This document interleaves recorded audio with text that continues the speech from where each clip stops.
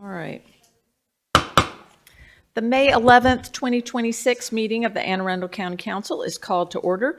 Please ensure all phones and electronic devices are set to silent. We will begin by hearing our first set of department budget presentations, and we're going to begin today with Anne Arundel Community College.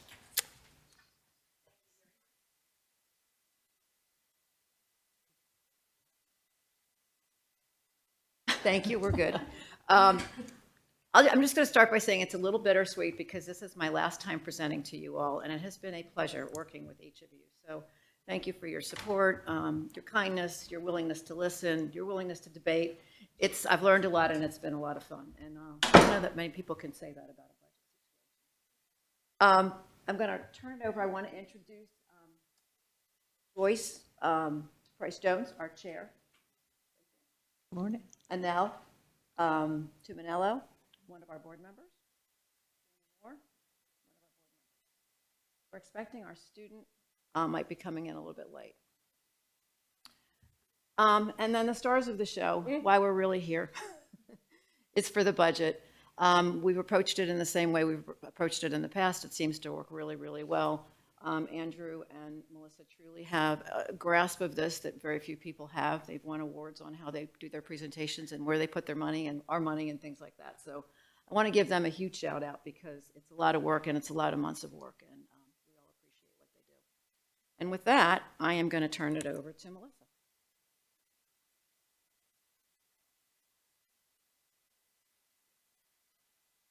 Thank you. All right. We are going to start with the headline, and that is the ask, respectfully, that you maintain the county executive's budget. And we'll walk through the components of our budget next. First, in terms of, in terms of how things are looking for the current year, a little context. The good news is that our student tuition and fees revenue is tracking a bit above budget, so that's because enrollment is exceeding what we had budgeted for the current year.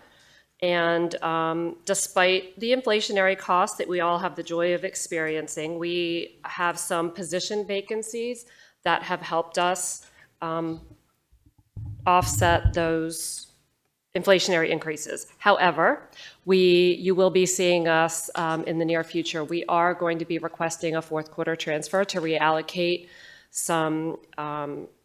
reallocate funds within existing categories to cover some increased legal costs that we are experiencing as we have 2 vacancies or 1.5 FTE in our legal office. So that transfer is necessary to support our regulatory compliance area.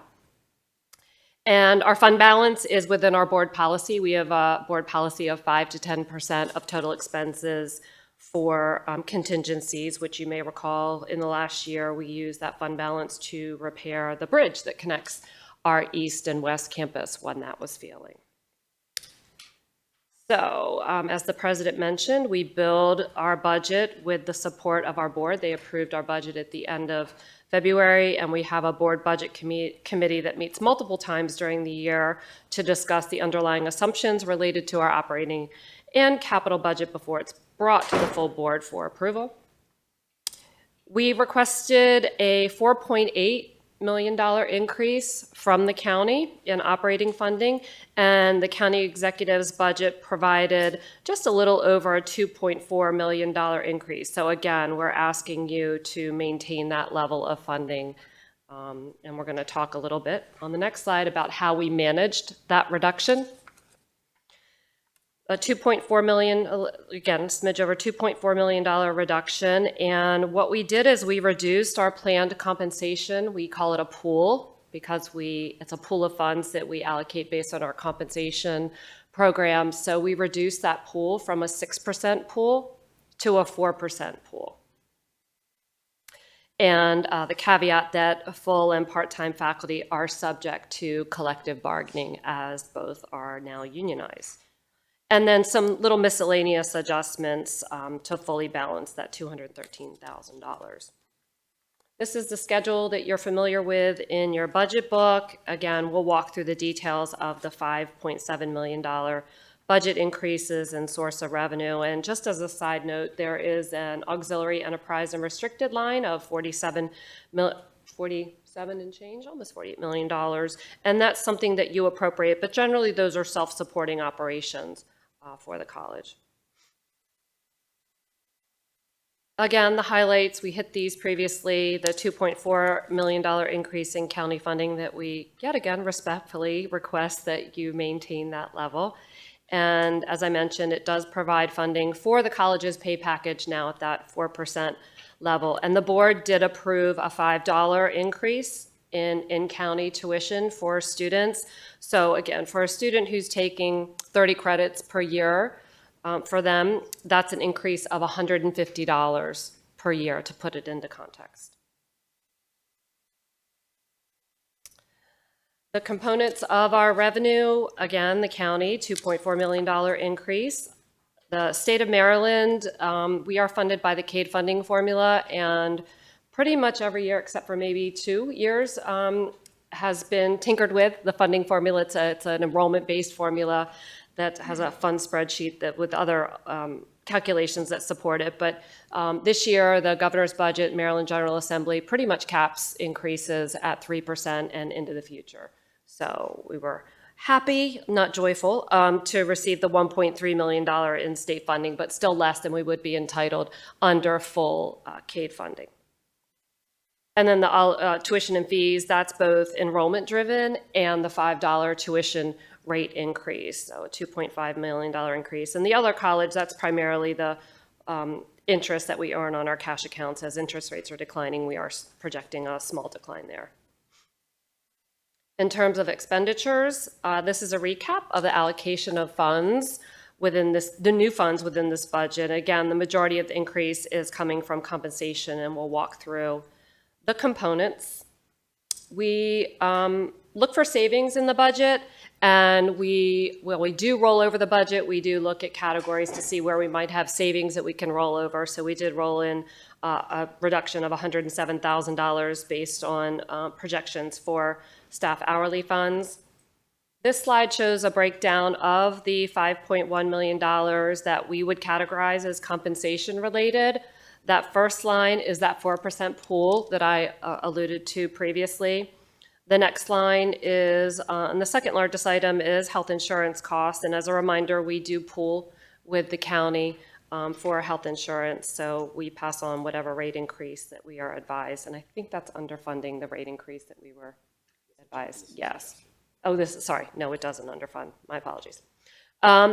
Then some miscellaneous adjustments there in the middle. And the last two negative numbers are decreases to, bless you, to our budget. It represents true salary savings.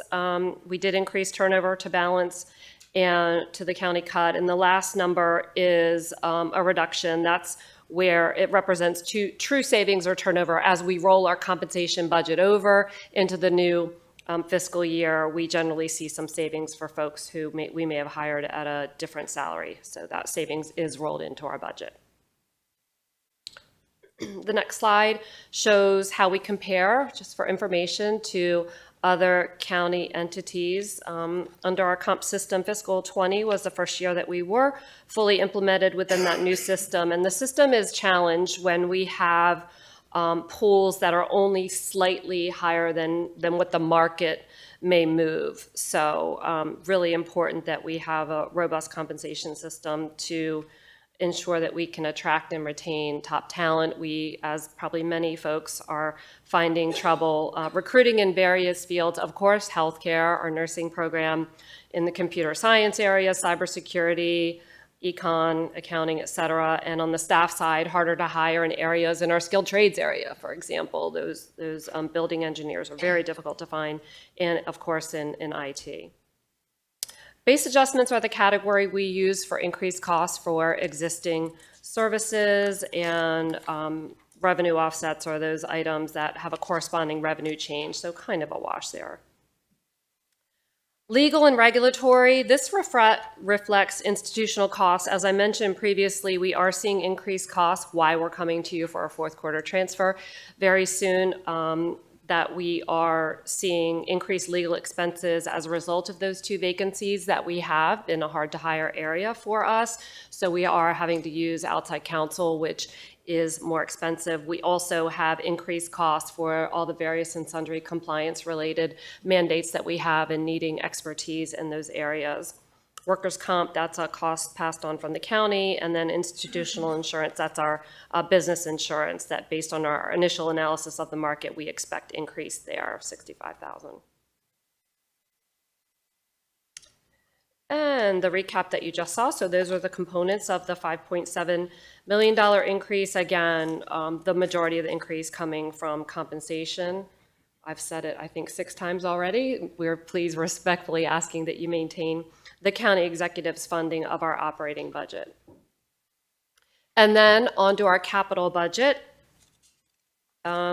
We believe that our request as submitted did align with administration's guidance that we focus on completing existing projects. And that's why you see in the top line there's nothing listed in that category for any new construction. We are focusing on renovations. So we are very pleased and appreciative that the county continues to fund our main priorities. That's our Dragon Science Building. I know some of you have toured that building and understand the need, why it needs to be renovated. So that is underway right now. We're very excited about that. Also the completion of the Florestano building renovation and our HCAT, which is our Hospitality, Culinary Arts and Tourism Institute, which is relocating from Glen Burnie to an addition to our current Clausen Center for Innovation and Skilled Trades. So we're very appreciative of those projects that the county continues to fund. I mentioned these are our number 1 priority is that Dragon Science Building. Of note, we've shared this with you a few times. That building, the cost estimates for the renovation came in higher than what the county really felt like it could afford. We did have an addition planned for that building, and that's where we were going to move the math program. We had to delete the addition to keep the project affordable. So we are still in need of a location for appropriate space for our math program. So we do have, I'm just kind of jumped around a little bit. We'll just go down one more slide. We do have a request, if there are funds available for this math relocation. Again, because the Dragon Building could not sustain an addition and we have no place for the math folks and math classrooms to relocate, when folks move into the renovated Dragon Building, there will be space available in our careers building. So we are respectfully requesting that the county support a small renovation to the careers building when the science folks move out, so that we can house the math program in space that's co-located where they have some other math labs and classrooms, et cetera. And we did understand that the Planning Advisory Board was supportive of this project, but we understand they ultimately had to make difficult decisions given their final review and the funding affordability issues. But we do request, if you find funds available, a little more than $3.7 million in funds so that we can fund that relocation of the math program to the careers building. And last slide, thank you. I'll be happy to answer any questions you may have. Mr. Smith. Just real, on slide 11, you can go back to,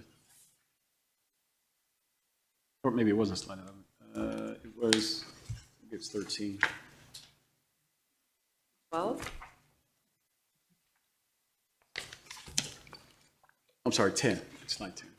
So you guys have come in here, and I recall this every single year, at least 10, the last 10 budgets certainly, or 10 of the budgets, and I've seen this number continue to sort of grow out of sync from the state side of the house. Is there any, it used to be a third, and it is consistently growing to the point where the county is taking on even larger portions of, from a percentage standpoint, the operating budget. Is there any light at the end of the tunnel when it comes to the state finding additional revenues for the community colleges specifically, so that it gets more in tune with where we were historically? Because it seems like there's, over the last 14 years, that there's been this massive shift of completely pushing cost over to the county.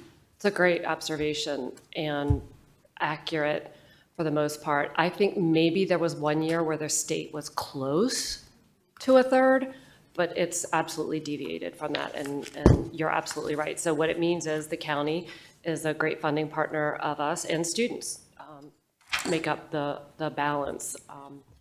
And we are not seeing any resolution in sight. I mean, the state budget challenges are well-known, and in fact, we are likely, the budget that was passed this year caps increases for Maryland community colleges at 3%.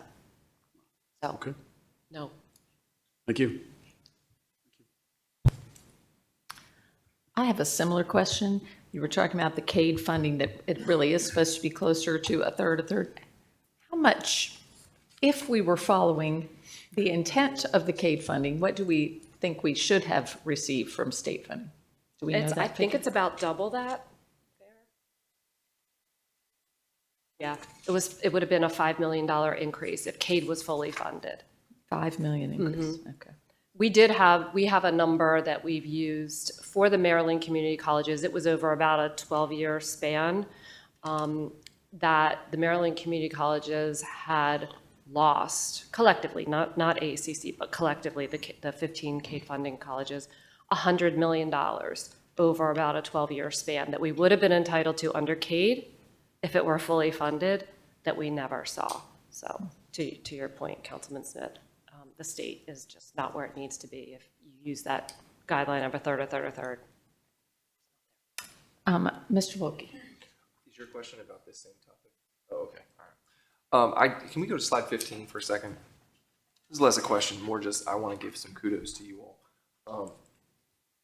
You have been trying to keep up in terms of salary with a lot less in terms of increases over the last, what's this, 2, 4, 6, 8, 9 years than some of your comparable units, right? Because I think you guys are at about 38.5 is the number that I get. In terms of what you've gone up over that time, non-reps have gone up 47.5, AACPS has gone up 44.8, and the library's gone up 46%. So I just want to say, I think you lost the 4%. It sounds like that's what you asked for. Was that the big comp cut on the operating side? The budget that the board approved included a 6% pool of funds. With the county cut, we had to Cut drop you that to to 4%. 4. We went from 6% increase to a 4%, so we dropped it to. I got you. So that's on slide 6 where you're showing the $2.4 million reduction. Right. So I'm just, again, you're not coming in here complaining for that. So kudos to you. If we can find it, we'll see what we can do. But I just want to say you all continue to be a unit that does more with less. So thank you. Ms. Pickard. Thank you, Madam Chair. I wanted to ask a little bit about where you're seeing your programming. And can you just talk a little bit about how you're operating up at the Hanover satellite campus?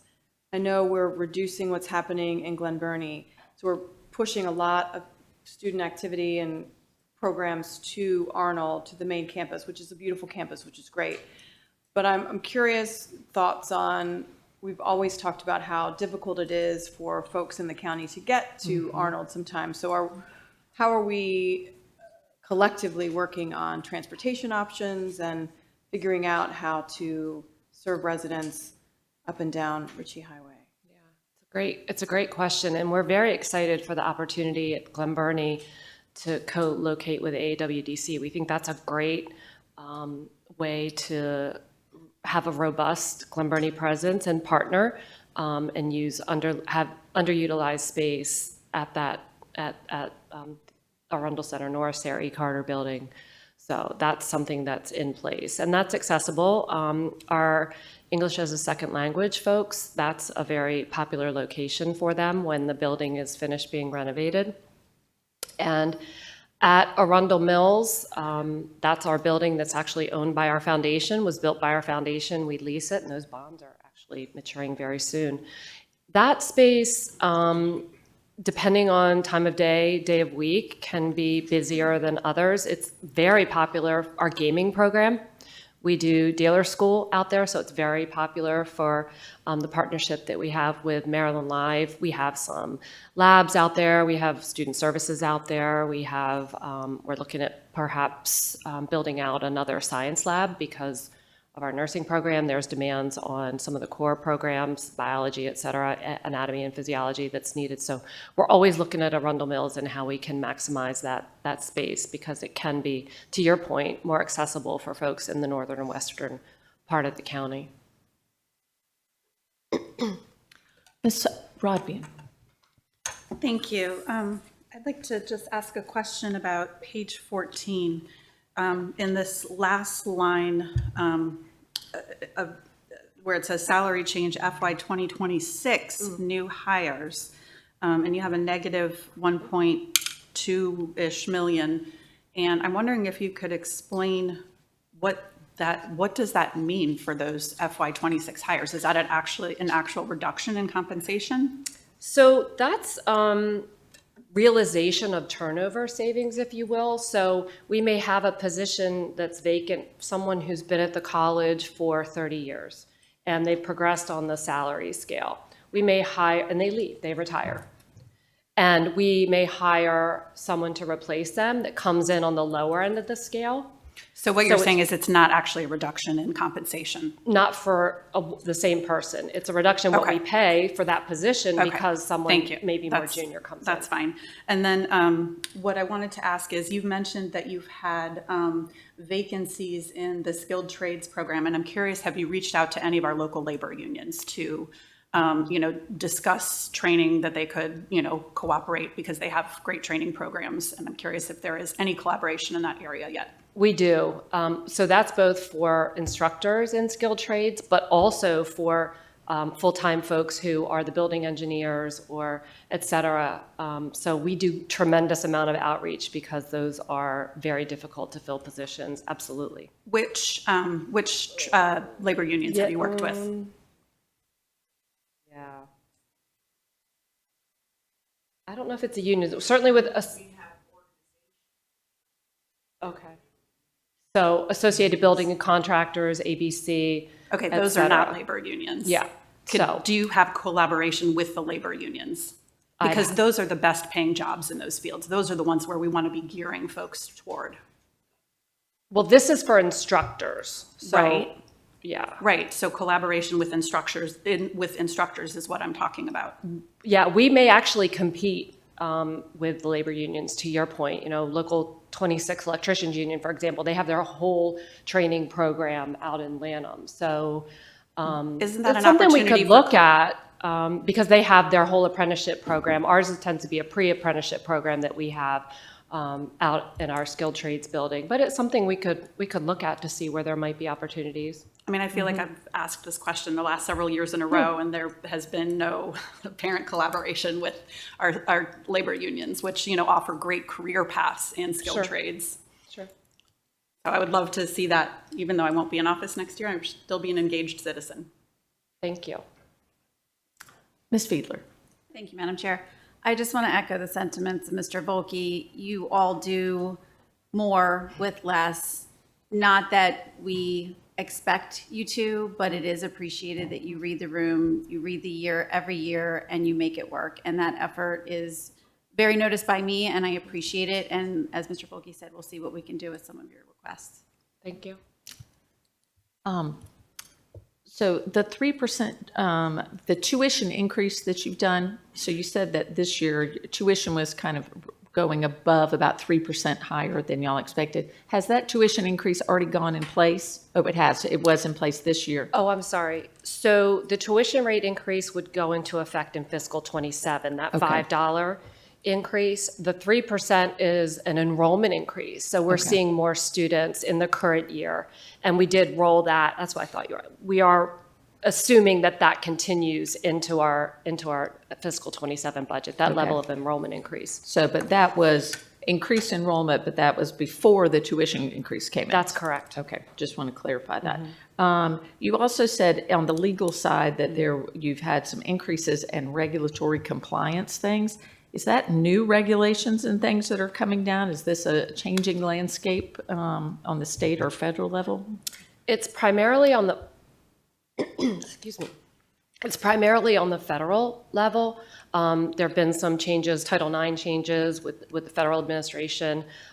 So we do incur, because we do not have in-house counsel right now, we do have to consult with outside experts to update our Title IX policies and procedures, for example. So that's where the changes have been at the federal, it's primarily at the federal level. Then there's the fact that folks avail themselves of our policies and procedures, Title IX, other discrimination complaints, et cetera, and higher ed and AACC, we have a robust set of policies and procedures, processes that we do and we must follow. So that tends to require hiring of external experts to help folks through the process, require sometimes hearing officers to help students or employees through that process. So those are the costs that we are seeing.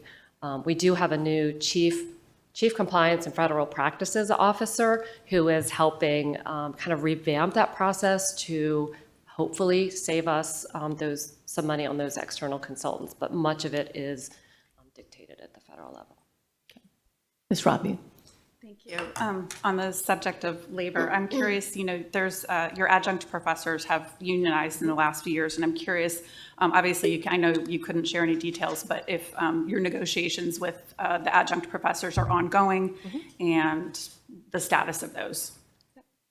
With SEIU is who our part-time faculty have unionized, and I think we just finished negotiations for fiscal 27 wages with them. No? Fine, sorry, ongoing. We have MSDA as well, full-time faculty. So, we have a full collective bargaining agreement with SEIU, and we meet regularly with them. We have a management committee where we problem solve, et cetera, and we're finalizing negotiations for fiscal 27 wages. Pardon me, with SEIU as we speak. Do you have an estimated completion date? I mean, I realize those things are. I mean, it's me saying it. Unpredictable. I think we're on track, I will say, in time for implementation of an increase in the beginning of fiscal 27. Okay, thank you. Yeah, it's going well. Mr. Smith? Mine will be brief. Dr. Lindsay, I know this is your last budget as well, and so I just want to thank you for the leadership you provided over the last 13, 14 years. When I first came to this council in 2012, you were just appointed, replacing Dr. Smith at the community college, and so our journeys have been the same. This is my last council budget, so I think we've come here together and we're leaving together, and so just want to say thank you for the tremendous leadership you've showed to the community college over that time. Appreciate you. Thank you.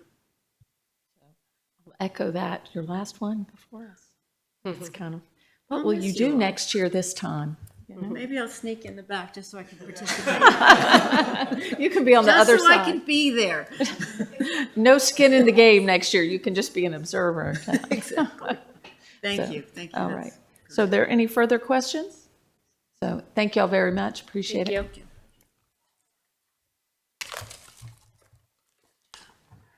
All right.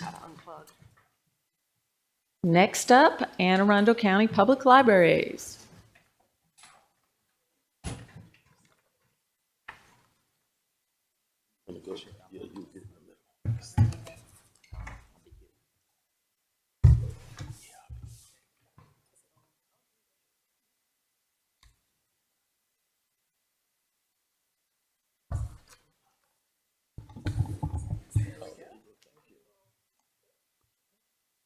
Well, hello, everybody. It's great to be here. I want first to introduce our Vice Chair of our Library Board of Trustees, Lonnie Kios, and actually give Lonnie a moment to address the group. Would you like to? Sure, absolutely. Good morning. As Skip mentioned, my name is Lonnie Kios, and I'm Vice Chair of the Anne Arundel County Public Library Board of Trustees. On behalf of the board, I want to thank you all for the opportunity to appear before you today and for your continued partnership and support and thoughtful consideration of our work and its impact on the county. I'm so proud to be a member of the board of this amazing organization. From Brooklyn Park to Deal, Maryland City to Eastport, our public libraries are so impressive in this county, and they do so much for everybody. They provide free, equitable access to knowledge, technology, and connection to our amazing network of resources.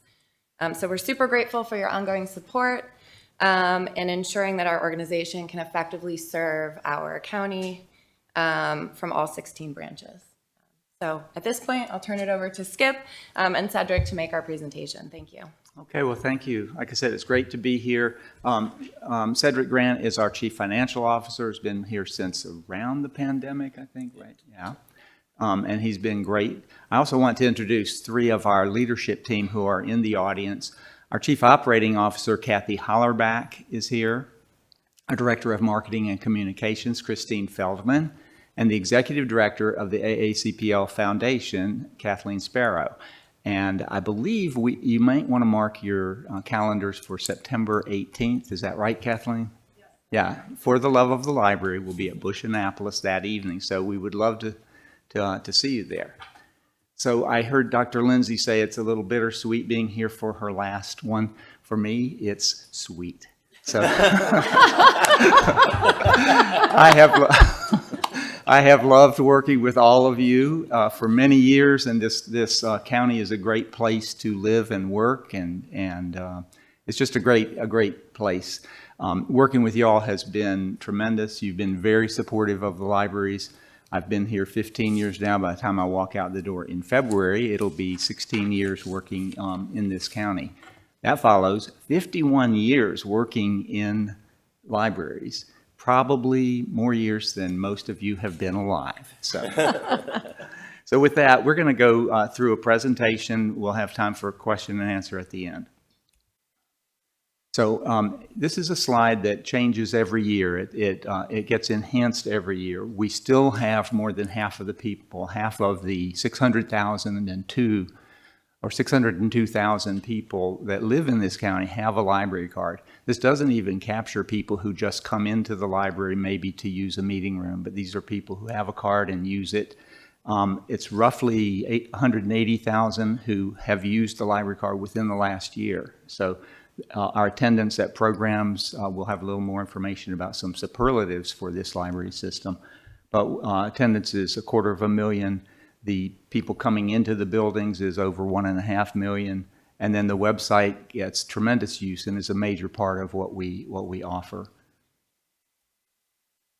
This is our new strategic plan. These are the pillars of our system. We provide free and open access. We support belonging and lifelong learning. We serve neighborhoods with purpose, and then we aim to have thriving staff and leadership at every level. So a whole lot went into this planning project. Ms. Hollerbach and Ms. Feldman were the leaders of the project, working with a number of staff, about 24 of our staff who developed this with a lot of input from a lot of places. But this is the heart of what we are, and we feel that the library is the place where you belong, where everyone belongs. I mentioned superlatives. Each year we find that out of the 24 library systems in Maryland, we're doing some of the best work. We're providing some of the best value, the best outputs in terms of measuring what we do. Children's programs, we're #1 in providing just the sheer number of programs. We also offer to get something. We don't have it in our collection. We will get it for you, and we do that more than any of the other library systems in the state. And then for our databases that we have on the website, we have like the highest number of downloads of those educational resources. So that's tremendous. And you can see these other superlatives. We're not quite #1 on all of them, but we're right up there in a lot of areas. And we do it with less. Speaking of doing more with less. So the column on the right is how this is ordered. We continue to have good, solid support from the county and state, and also from our foundation. They provide what the county can't provide. But our per capita support is good and solid, like I say, but we're still at the bottom of the list for our Central Maryland peer library systems. Another column, if you look at the staff per 10,000 population, I had to kind of create that sort of an index number sort of show how much staffing we have. So we're kind of right at the bottom on that. Baltimore County, 5.4, we're at 5.5 staff per population.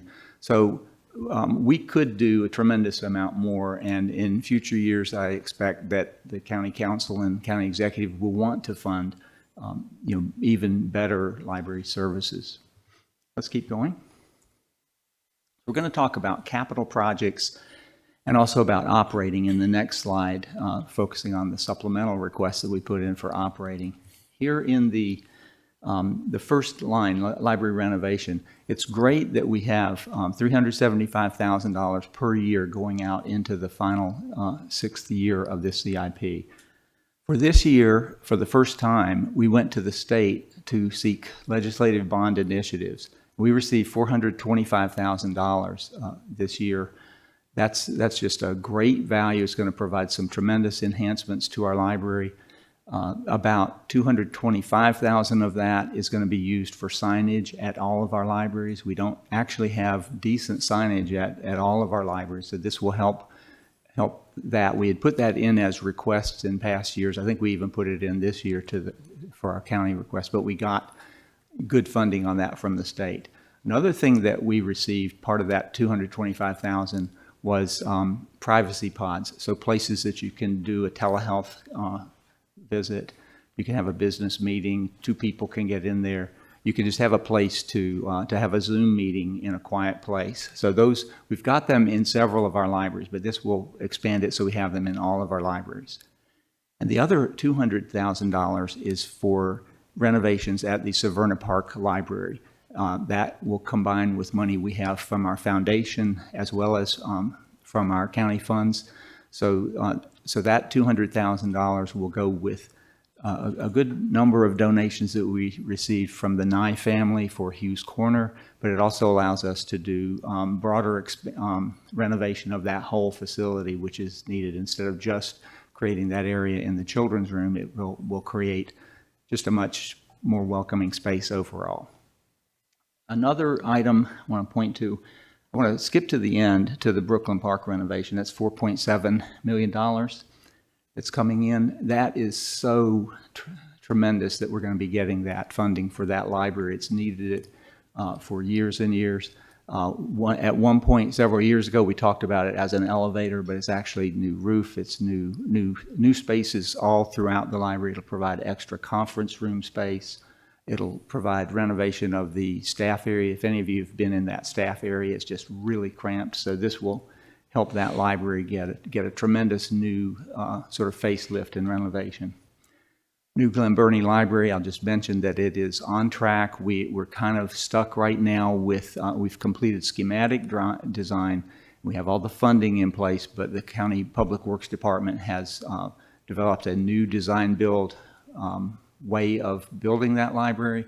And so we think in August we're going to have the RFP go out for the second architect, who will be the architect of record, working with a contracting company. So that project is underway, and I am very much looking forward to coming to the grand opening of that. I won't be coming to council meetings and sitting in the back, but I will. But I'll definitely come to the grand opening for Glen Burnie. And that leads me to the second item on the list here on our slide, is about $1 million in project plan funding. So that covers a couple of different things, preliminary design work for a couple of our libraries, Deal, Crofton, and Linthicum. But the one that I'm most excited about is a feasibility study for the New Mountain Road Library. So that library, as you know, it has a history going back to 1992, when we were way out Mountain Road, almost at Gibson Island, and it served the community really well for a lot of years. About 4 or 5 years ago, we were able to get out of that, well, to not renew that lease because the landlord was terrible for years and years, and we finally got out of that lease. We moved to a space that's wonderful in that it's at Lakeshore Plaza in the heart of a community that loves it, and a lot of people are using that library now. But it's really small. It's not adequate to meet the needs of that community. So we're looking to get a new Mountain Road Library we looked at numerous properties this past year, different places, and we've settled on one on Edwin Rayner Boulevard that is at Mountain Road. I believe it's on the southwest corner where the ramp comes up onto Route 100. There are other, I believe that's a 13-acre property. Some of that property is being used for a gas station, I believe, or a Sheetz or something like that. And then the rest of it, we're going to look at and try to see if we can build a library on the 8 acres that remain. We also have been in discussion with Carissa Kelly, the Director of Aging and Disabilities, for the possibility of a senior center located there as well. But the study will look at the possibility of the library there at Edwin Rayner. So that's very exciting. We hope that's going to work out, and I'll be at that grand opening too. We'll pick the date and time later. Okay, next. Okay, so we put in 19 supplemental requests. I did hear early in the process this year, probably for the last several years, from our esteemed budget officer, Chris Trumbauer, don't put in 20 requests. And I always felt like, well, gee, that's directed at us, isn't it? We just like to say what is needed. And then we understand the process. We understand we're not going to get everything we need. But this year, for my last time, we are asking for several positions. I want to focus.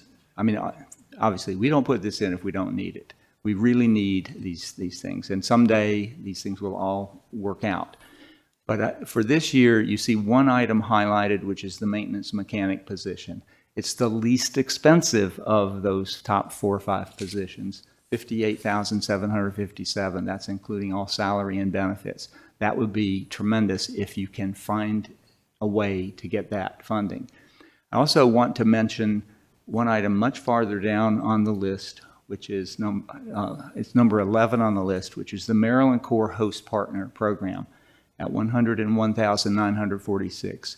Each of the past 3 or 4 years, we have been able to get 3 different people to work full-time, helping us to meet the needs in different ways.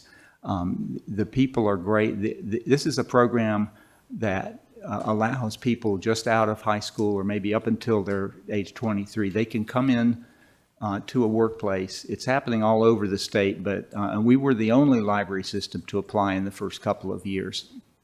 It's really, really valuable. It gives us like bang for the buck like you just wouldn't believe. So if you can fund those 2 items, the maintenance mechanic and the Maryland Corps program, that would be great. It's the maintenance mechanic is ongoing and would add to the ongoing salary and benefits line. This one is a little different, but it would give us 3 individuals, so we would love it if we could do that. That's it. Time for questions. All right. Any questions? Ms. Ledbetter. Thank you. I have a couple questions, but I'll just start with, so we're staying on the most recent topic. The Maryland Corps position, was that also, or that, what does that 101,946? Is it the 3 positions, Yes, salary, benefits? Yes, all? it would cover everything. Cedric actually pays those bills, so why don't you talk a little to that? It's, am I on? Yeah, it's actually it's a fee base that we have for each particular individual. I think $24,600 for each participant, and we are responsible for the fringes. The state actually takes care of the salary portion. Fantastic. Thank you very much. And I think that salary is 40 hours a week, solid, $15, whatever the minimum wage is.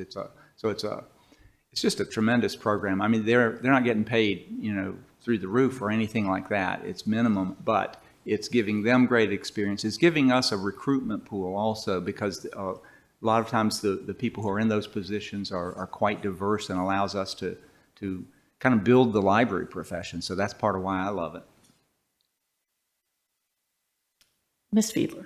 Thank you, Madam Chair. Thank you for that presentation, and congratulations on getting through your last one. Thank you. He's not through yet. Well, almost through. Yeah. So this year, we actually have a fun tool to work with on the council. It's a dashboard that our audit staff provided. And in that dashboard, I noticed that there is an increase in expenditure for data processing hardware from 6,100 to 146,000. Can you give a little detail on that?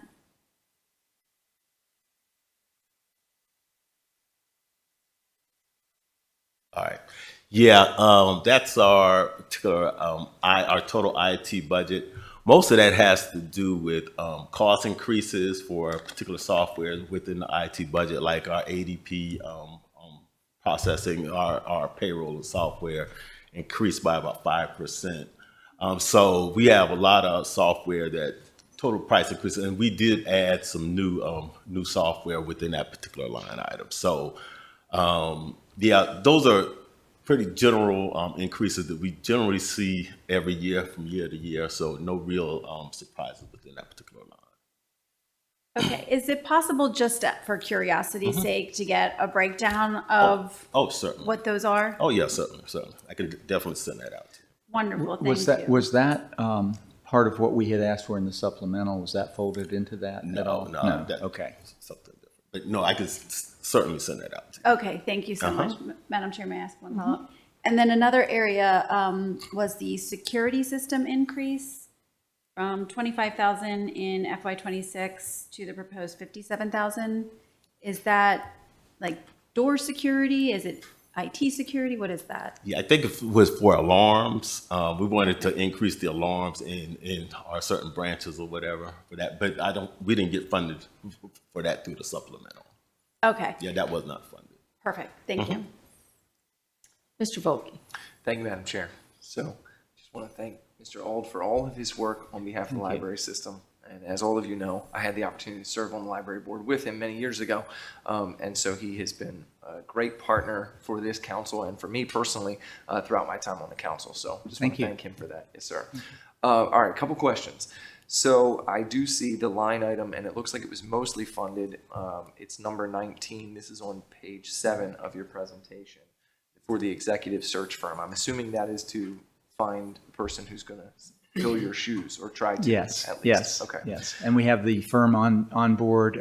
They actually met with staff, supervisors, leadership, Okay. the two boards, and also met with Dr. Bedell, and also met with Mr. Pittman a couple weeks ago. They'll be creating a recruitment that'll go out in June through August.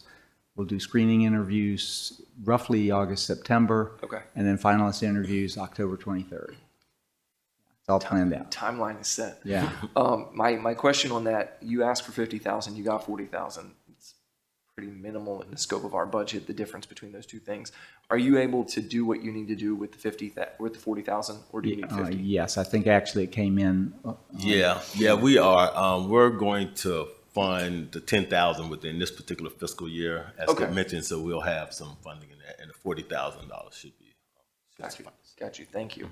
All right. And then, Mr. Ald, thank you for the details about the Mountain Road possible library. I appreciate that. I appreciate the work that the library system is doing to try to identify different places. I know this has been a long process for you to look at a lot of different sites, and the work your team has done to try to see what would work. And I'm really excited about the concept of sort of the senior center coupled with the library at that site. I think that's great. My question is, in terms of the specific amounts that are in the library project plan, it looks like there's preliminary design money of 300,000 for Deal, preliminary design for Crofton at 300, feasibility for Mountain Road at 100, feasibility for Linthicum at 300, and then there's some L-class funds at like 24,000 for optimization. My question on the amount for Mountain Road is that $100,000 enough to really get us moving? Do we need more? Why is that different from some of the other categories and what they're funded at? So the 100,000 for Mountain Road is going to be enough to do the feasibility study. We've done several of these for other libraries, so that will be fine. And frankly, we may not quite be ready with the other 3 projects yet. So we may end up. We want this money to be there because it's possible things will start moving, but we may want to actually spend that money closer to the time when we have actual project funding in the CIP in the out years. Okay. And then I guess. Did you have something? Well, to add? yeah, I just want to add, the 300,000 for Deal and Crofton are actually preliminary designs. Okay. So as opposed to the Mountain Road is a feasibility study. So that would equate for the difference. So the designs will be a little bit. Are we further along on the new Deal and Crofton libraries? Excuse me? Are we further along in the process on Deal and Yes. Crofton? Yes. Okay. And so I guess then my question on sort of specific projects in the capital improvement plan. We don't have one for Deal, we don't have one for Crofton, we don't have one for Mountain Road. So at what point do we end up putting those in as actual projects in the budget? So my thoughts about this are that your new CEO of the library will most likely want to do a facilities master planning project. I think that's likely to happen this time next year. They'll be coming to you for that funding. And then everything will be identified and laid out. Once we get those in top priority order, that's when we would be asking for the funding and getting those projects in place. Now, with Deal and Crofton, those are not full-blown brand new library projects. So they'll be smaller than the 20 or 30,000 or so projects that we have for other libraries. But that's when we would identify them as projects and get that moving. Okay.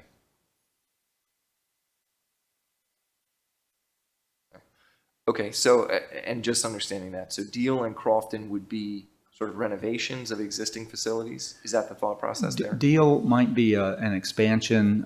Crofton is a renovation. We've identified a way to sort of take the meeting room and expand the meeting room, make it bigger. It's really kind of a small meeting room for the demand that there is for those rooms of those programs. Gotcha. But yeah. Okay, and then Linthicum also is a renovation of the existing library up there? Yeah, it's feasibility for renovation. For yeah. renovation, Yeah, gotcha. yeah. So Linthicum and Mountain Road are feasibility. Looking at existing. Well, in the case of Mountain Road, it's a project that we want to get underway. In the case of Linthicum, it's a renovation. So that is, but looking at the feasibility of that. So it's not the full project cost yet. Same with Mountain Road. Yeah, I guess I'm just trying to understand, of the ones that are identified here, these different libraries that the system is targeting, the only one that's an incrementally sort of new building, sort of ground up, is the Mountain Road Library. The other ones are looking at existing sites that we have and potentially expanding or renovating those existing. Mountain Road is the one new one, and so this year it's 100,000. Okay. Next year, God willing, we'll get many millions of dollars identified and put into that project. Okay, and then just understanding that property, I think you know this, you and I have talked about this, but there are plans to develop that potentially into townhomes, and those plans have already been submitted, and the community is aware of that. There's been a community meeting. To the extent that the library is identifying this property, are there steps that the library can take that would sort of mitigate the further movement of the townhomes and try to identify, hey, we want a spot in line and we might want to get this piece of property? I just want to be able to tell the community if this is something that the library really is going to be able to get their foot in on or not. Well, I think if we can get this funding in place, then July 1st, we're going to try to get that feasibility study done. I'm not quite sure how to stop development of townhomes. That's not my thing. But we definitely want. Let me put it this way: this property, and we've looked at, I don't know, 3, 4, 5 different potential properties. That they all have drawbacks. Some of them are too far out Mountain Road. Some of them, we looked at one that looked promising. The owners were not willing to sell, even consider selling. So this would be ideal if we can get this, if the county can get this property and we can start moving on that. Ideally, we'd be able to do that within the first six months of the new fiscal year. Which would be later this calendar year. Yeah. Yeah, okay, perfect. That's what I'm looking for. Thank you very much. Ms. Ledbetter. Thank you, Madam Chair. Mr. Volke stole a couple of my questions about the Deal and Crofton Library, which I don't mind whatsoever. But could you just elaborate a little bit more about what you're considering? Obviously, you have yet to do the design plan. That's what this money is for. So understanding that there could still be a little bit of flux here or there. Right. But just generally speaking, a little bit more specifics about what you're looking to do at Crofton and what you're looking to do at Deal. Okay, well, let's start with Deal. there's obviously been a lot of interest in community space. Community centers have been discussed quite a bit. We want to kind of bump out toward the new park there. We want to shift the staff space to the opposite side. We want to do a full renovation of that building. I'm thinking it would add some square footage, maybe a few thousand square feet. It would create a bigger meeting room, and that meeting room would be on the side toward the park, potentially be accessible in hours that the library is not open, some of that kind of thing. But that's all to be determined, as we go through planning and thinking through it. But the idea is a full renovation. That library actually won awards from the American Institute of Architects, believe it or not, in 1968, I think, when it was opened. The Crofton Library, we've identified that in that front lobby area, kind of combined with the meeting room space and the restrooms, that we can kind of redo that whole space to give a much bigger meeting room. Again, it's not designed, but I think it would push out toward the entrance and sort of incorporate some of the space that you have there where the restrooms and that lobby are, to just make it a larger space. I don't think this is intended to touch the rest of the library, and it wouldn't add any square footage. Thank you very much. It's very thank helpful. you. Yeah. Thanks. Right. Any further questions? So, thank you, Mr. Auld. It's always been a pleasure, and we'll miss you next year. Thanks so much. It's great to be here now. So, all right. Next up, Anne Arundel County Board of Education. Come on up, guys.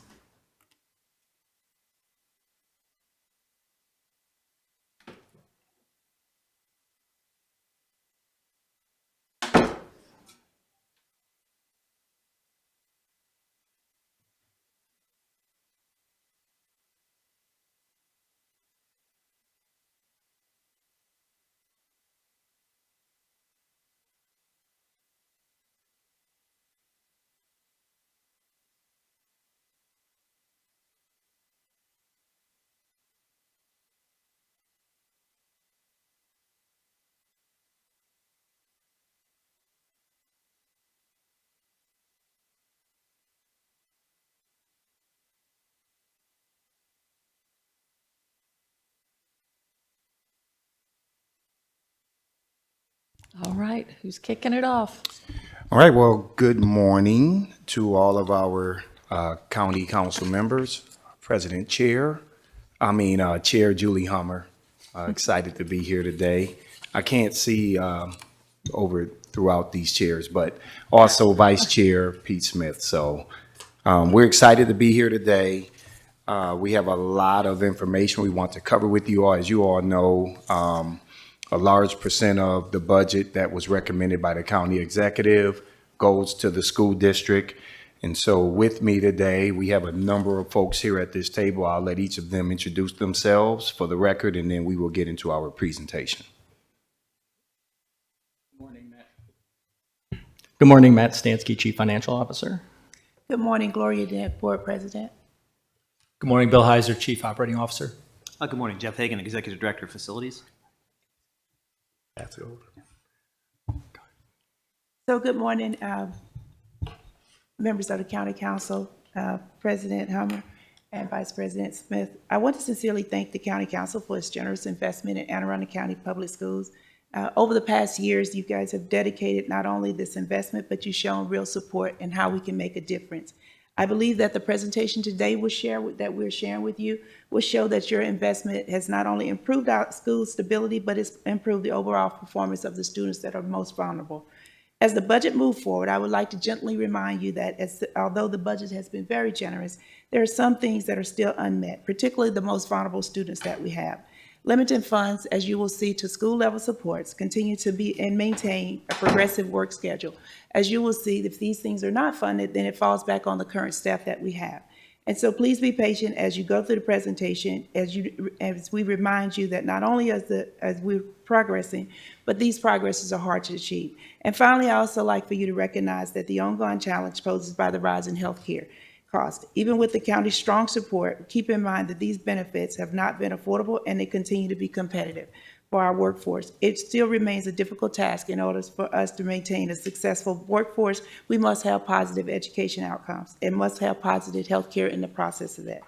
As always, I appreciate the continued support with the partnership with our county council, and I thank you for your leadership and your investment. And with that, I'll turn it over to Mr. Stansky. Thank you. Madam Chair, if it's okay with you, if it makes sense, we'll walk through the operating budget, pause for questions, and then I'll turn it over to Dr. Heiser for the capital budget. All right, so most of our funding from the state is derived by various enrollment categories, and so what I wanted to walk the council through this morning is our year-over-year change in enrollment. So we're down about 0.9% in overall pre-K through 12 enrollment, about 0.4% in overall K through 12. Our students who qualify for free and reduced price meals down 2.6%. English learner population down just over 2%. We did see a slight uptick, but relatively flat in students qualifying for IEP services. A significant drop, about 28% in Tier 1 pre-K enrollment. So level set this here. This is through the blueprint, we're required to provide pre-K for students who are qualify income-wise at 300% of the federal poverty level. These would be 4-year-olds that were born in 2021. The birth rate in the state of Maryland plummeted in 2021, and so that is some of the reason why we're seeing a decline here. I also think the immigration environment also had an impact on this number, as well as our ability just to outreach and get students. But that's why you see the drop. We were able to offer seats to Tier 2 and Tier 3 students once we exhausted our Tier 1 students, but we don't get any money for Tier 2 and 3, so this is the funding for Tier 1. Continue to see growth, significant growth in the number of our teachers who are getting their national board certification. So we saw a 44% increase there. Next is a program that was authorized by the blueprint that peaked in fiscal 2024 and then started sunsetting. This is the tutoring program for struggling learners in grades K through 3. This program was eliminated through the blueprint in fiscal 27, so that's why you see a 0 there. That program is no longer being funded. 6% growth in students identified as college and career ready, and then 0.25% increase in students who qualify for transportation and have special education services. I also think it's important to look at where we've been over the last 5-6 years, and that while we are roughly educating the same total number of students, the makeup of our student body is diversifying very rapidly. And so if you look at from 19-20 school year to the 25-26 school year, we're only down 735 students, so roughly 84,200. Our maintenance of effort population, which is K through 12, down about 0.7%. But in that same time frame, students qualifying for free and reduced price meals increased almost 29%. Students qualifying for English language services increasing at 35%. Students qualifying for IEP services increasing almost 16%.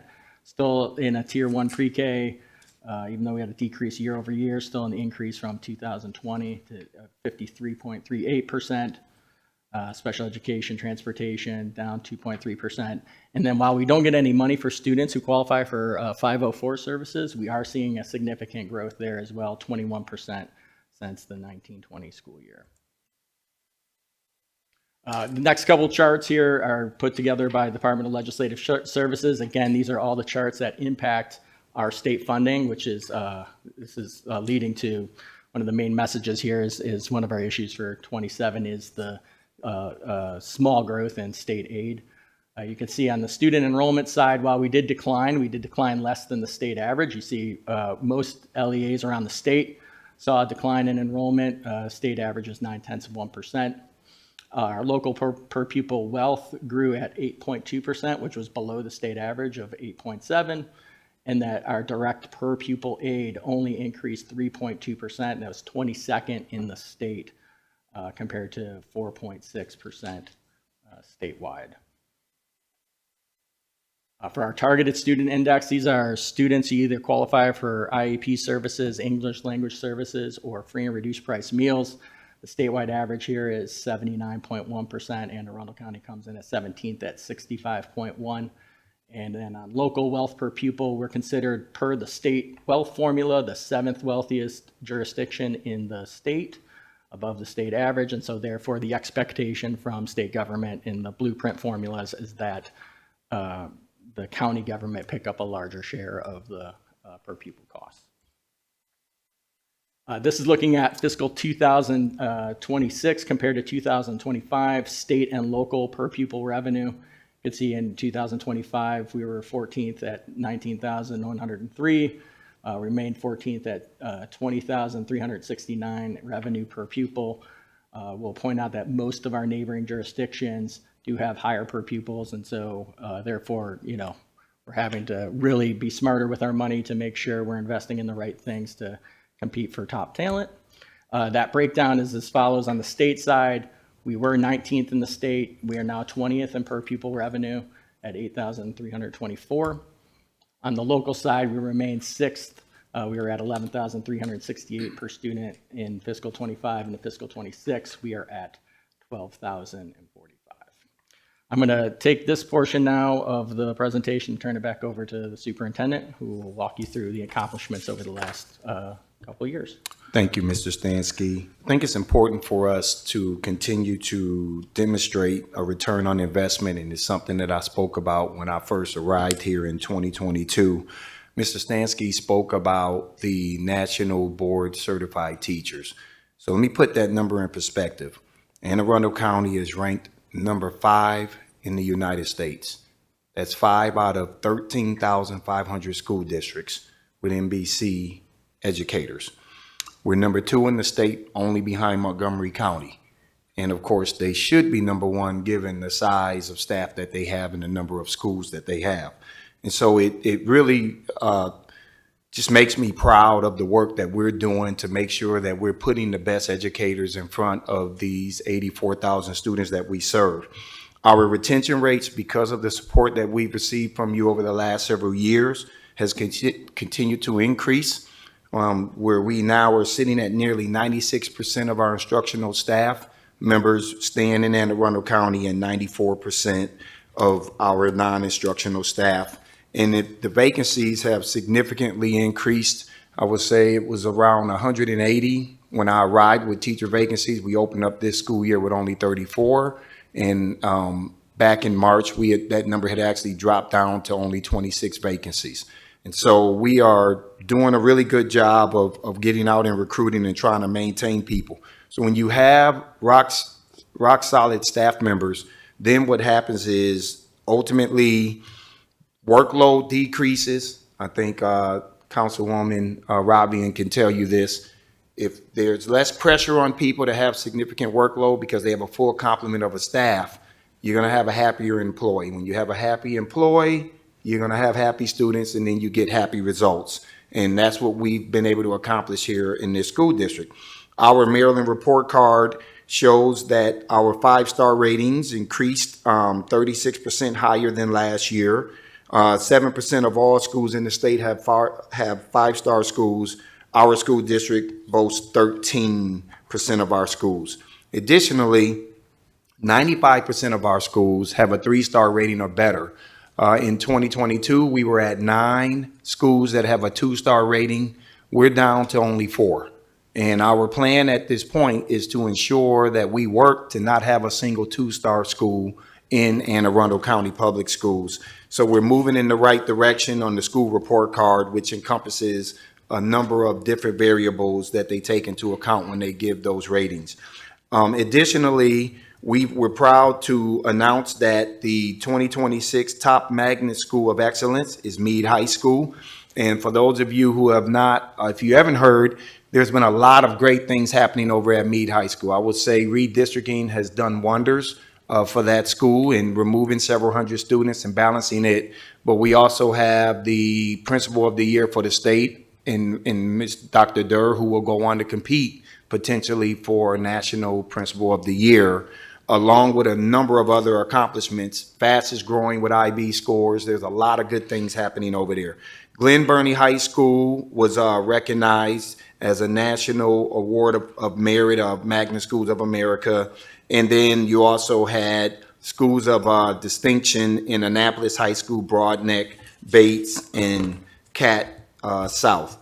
Additionally, we had made a big push around AP, and we talked about this in year one, that we wanted to get rid of the gatekeeper model and really open up more access. And I think I said this before, generally when you give more access, you kind of have a regression in data.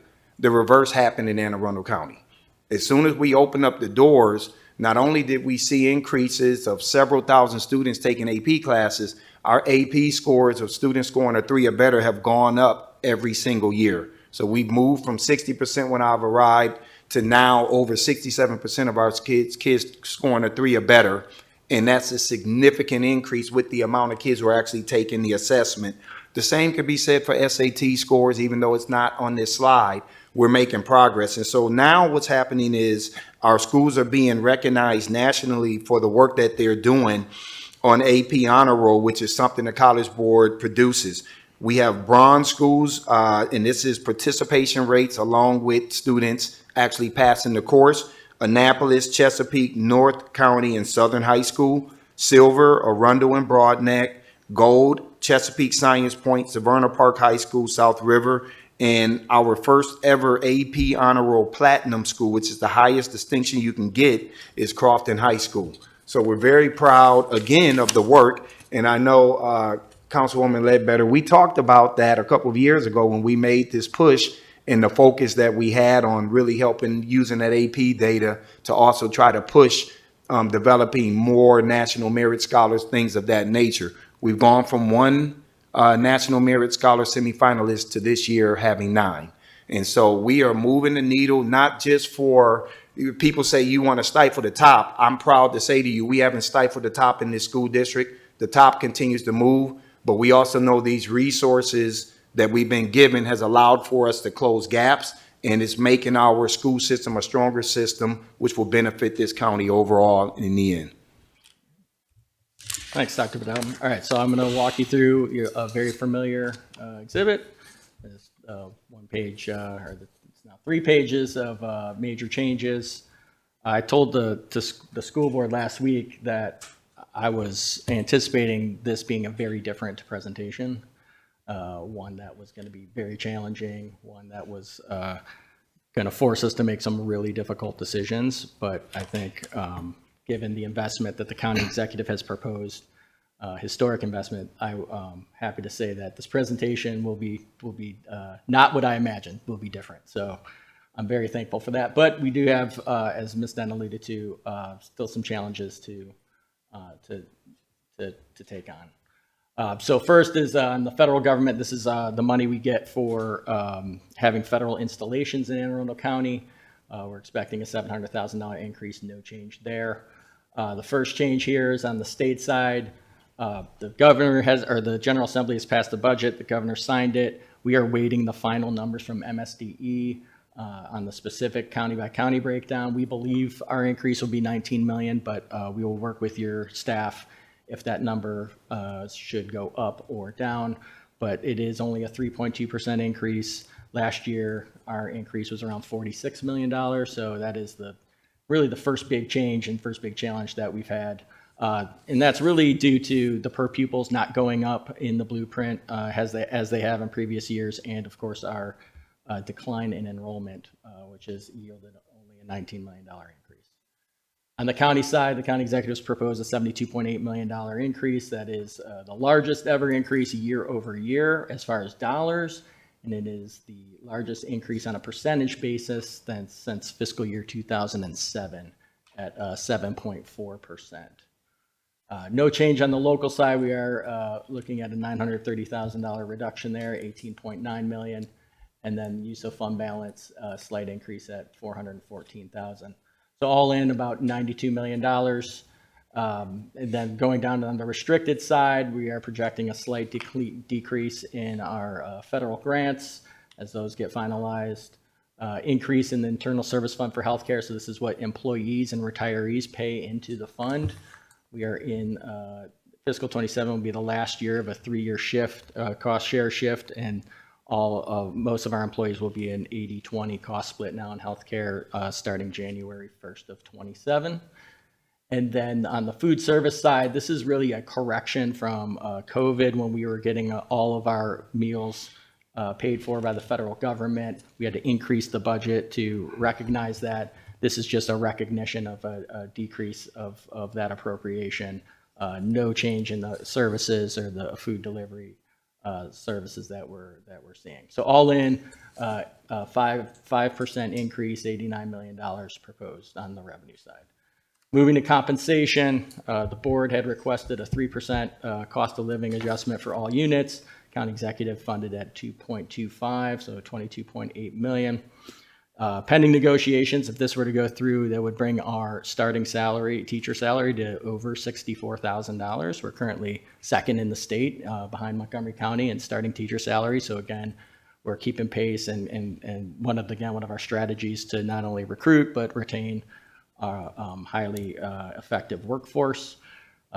Budget fully funds a step increase. All of our required national board certification increases that Dr. Bedell mentioned earlier. This also creates money, $195,000, to enhance our professional trade salary scale for our teachers at CAT North and CAT South.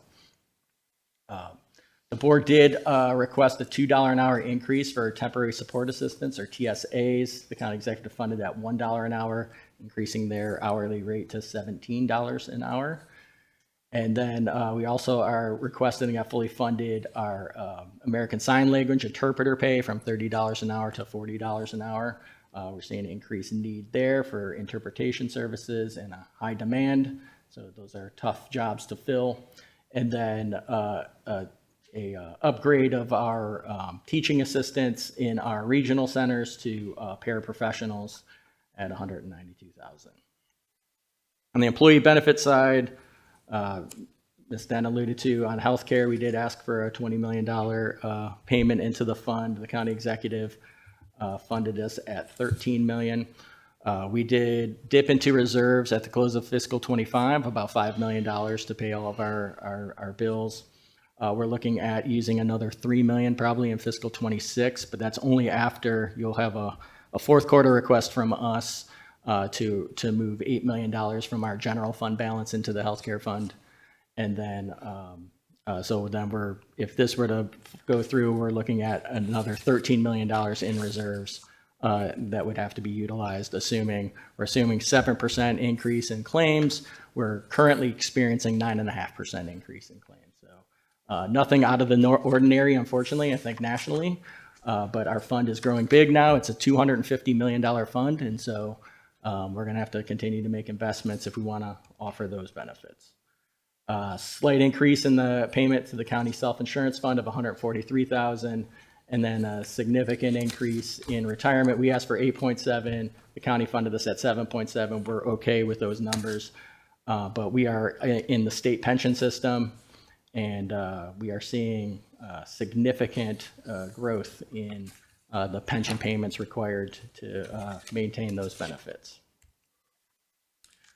The county executive did fully fund our commitments, which is opening of a new pre-K center at the Carver Early Education Center, our payments to our 4 existing charter and contract schools, as well as the opening of New Village Academy. On the blueprint mandate side, we have fully funded all requests. Just a reminder again that transitional supplemental instruction, that's a cut of $4.2 million. Those 33 FTEs will be reassigned to existing vacancies once we do our staffing turnover in the summer. And then the one thing that was cut here was funding for the minimum school funding requirement in the blueprint. The AIB, Accountability and Implementation Board, and Maryland State Department, or the Maryland State Board of Education, delayed full implementation of that requirement. It was supposed to be fully implemented in fiscal 27. It will now be full implementation in fiscal 28. And so we have a cut there because there's no, that requirement was delayed another year. We do have across the board contractual increases. The big ticket items here were transportation, which was fully funded. I will say though, that number was developed when diesel prices were $3.70, $3.80 a gallon. They're currently $5.60 a gallon. And so if those prices continue to stay elevated, I would just foreshadow a second quarter transfer request to the council to pour some more money into transportation. On the curriculum line materials side, we are seeing more and more curricular mandates coming from MSDE. This $2 million will allow us to start to meet those mandates. This is going to be targeted for elementary science for next year. And then unlike, or not like anybody, other folks around, our utility costs continue to increase. But we believe the $2.8 million that the county funded is a good number that we can pay our bills for next year. On the program enhancement side, we had a request for a website chatbot that was not funded, expansion of early childhood, our pre-K program that also was not funded.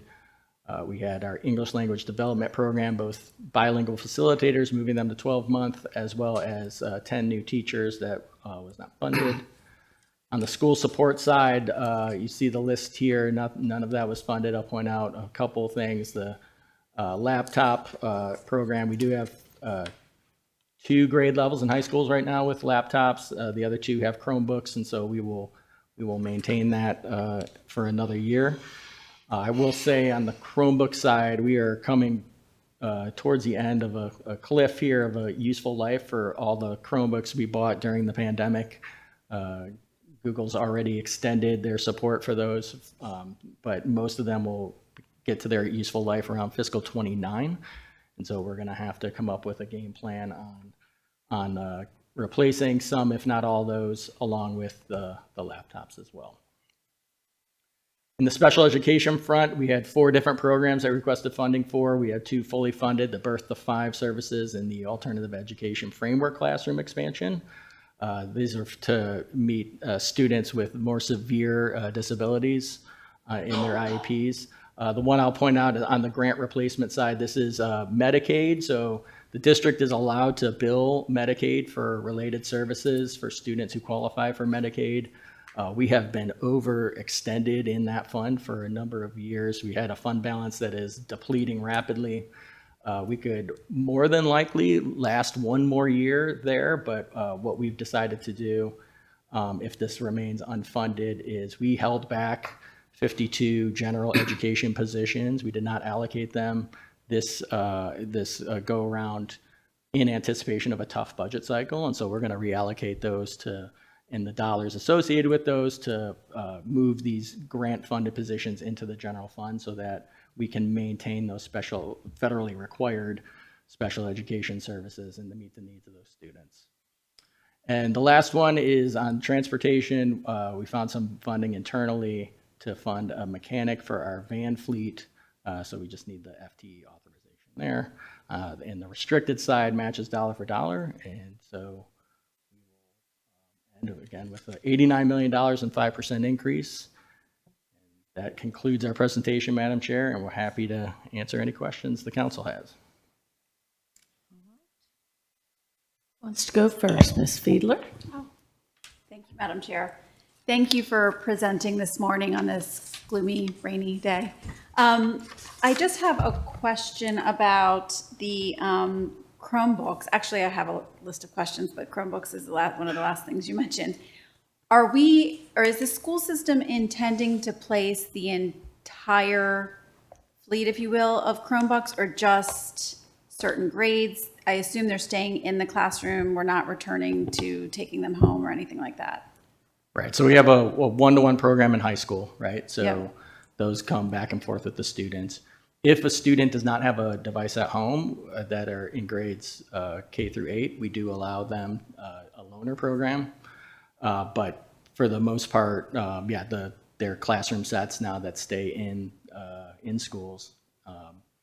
The number one issue is all testing is done on Chromebooks. state testing, AP exams, PSAT. So we're going to need some devices, obviously, to administer those. But it is one thing, Ms. Fiedler, that we're going to have to grapple with as a district, as we can, because we bought almost our entire fleet with cash, federal COVID money, and like I said, the useful life of these is starting to run out, and so we're going to have to work through a funding mechanism moving forward in the next couple of years. Yeah, honestly, we will probably have to take a deep look, and I'm just foreshadowing now, for next year, right? Because at this point, we will have 2 grade levels at the high school level that will have actual computers, not Chromebooks, computer laptops that are the functionality of that makes it a lot easier for them to navigate through everything that we have to offer. And then we have 2 grade levels that still don't have it. And so there was a couple of blows to the budget. That was definitely one, but it is a day of reckoning is coming because of how we purchased all of those devices, as he said, with ESSER money a few years ago. The Chrome Cliff. Yes. The ESSER you cliff. All right, it's coined now. Madam Chair, may I ask? Yes.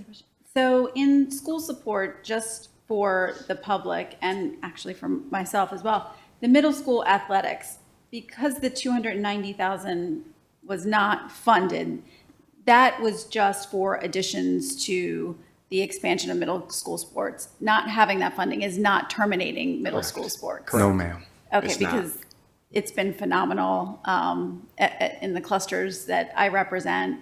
I'm sure the same is true countywide, so I love, we're gonna keep that. And also, just from a preliminary standpoint, when you look at the middle school progress, if you just go back and look at how our middle schools performed on their state assessments last year, they had a very strong year. I mean, and not just the difference of helping to build in some level of school pride. I think athletics is one factor of it, but I also think it's extracurriculars in general, being able to make sure that our middle schoolers have a robust programming within the school system, I think makes a huge difference in how they perceive school. I could not agree more. May I ask 1 or 2 more questions, or would you like to? Okay. Go ahead. So this is in relation to the Maryland General Assembly. I know that we had discussed, I in all honesty, lost track of the legislation at the state. Was there an adjustment to Blueprint that would change the per pupil funding that was impacting schools with lower farms numbers? I know we experienced that specifically at Severna Park Elementary School. So my understanding is not at this point, but and you can speak to it better than I can. I have gone on record to stating that the intent of Blueprint, in my opinion, the way it was articulated when I arrived, was that it wasn't going to ultimately disadvantage one school against another. And I think what we have found is not having the appropriate funding and then having to adhere to the spirit of the Blueprint has resulted in schools that have low free and reduced lunch rates having significantly higher class sizes. I think what we've done in the school district is tried to utilize a few of the additional FTEs that we have to try to bring some balance to those classes. But that is probably something that we are all grappling with around the state, that I would assume something probably will have to be adjusted. Yeah, I'll add. So none of the per pupil amounts changed. Okay. And so they're all statutory. But I do think, to Dr. Padel's point, given the reported fiscal situation at the state, I think it's all going to be looked at for fiscal 28 for sure. Okay. And I just as in my professional opinion, I think it can be looked at. I think we can still accomplish what needs to be accomplished in our community schools. I think there's ways that you can be creative. You can tier. They can still get additional funding. I just worry about the weight of the funding within those 3 categories and how that came about. I think that's something that could potentially be looked at that would ultimately have us making sure that we are able to provide our kids with a great education across the board. Thank you for that. And this is dovetailing into, well, actually going back to a previous comment that you made about foreshadowing. There was recent press coverage about a board policy that passed regarding potty training. And I had no idea that there was a change in policy anywhere. I mean, I thought my kids had to be potty trained to go to school. Is that a state policy that changed? It's a state requirement that you cannot allow students to be withheld from entering into school because they aren't potty trained. There are school districts in this country that have now created curriculum on how to teach kids how to potty train. And I think for me, if we talk about retention and wanting to recruit people, this is not what people signed up to do.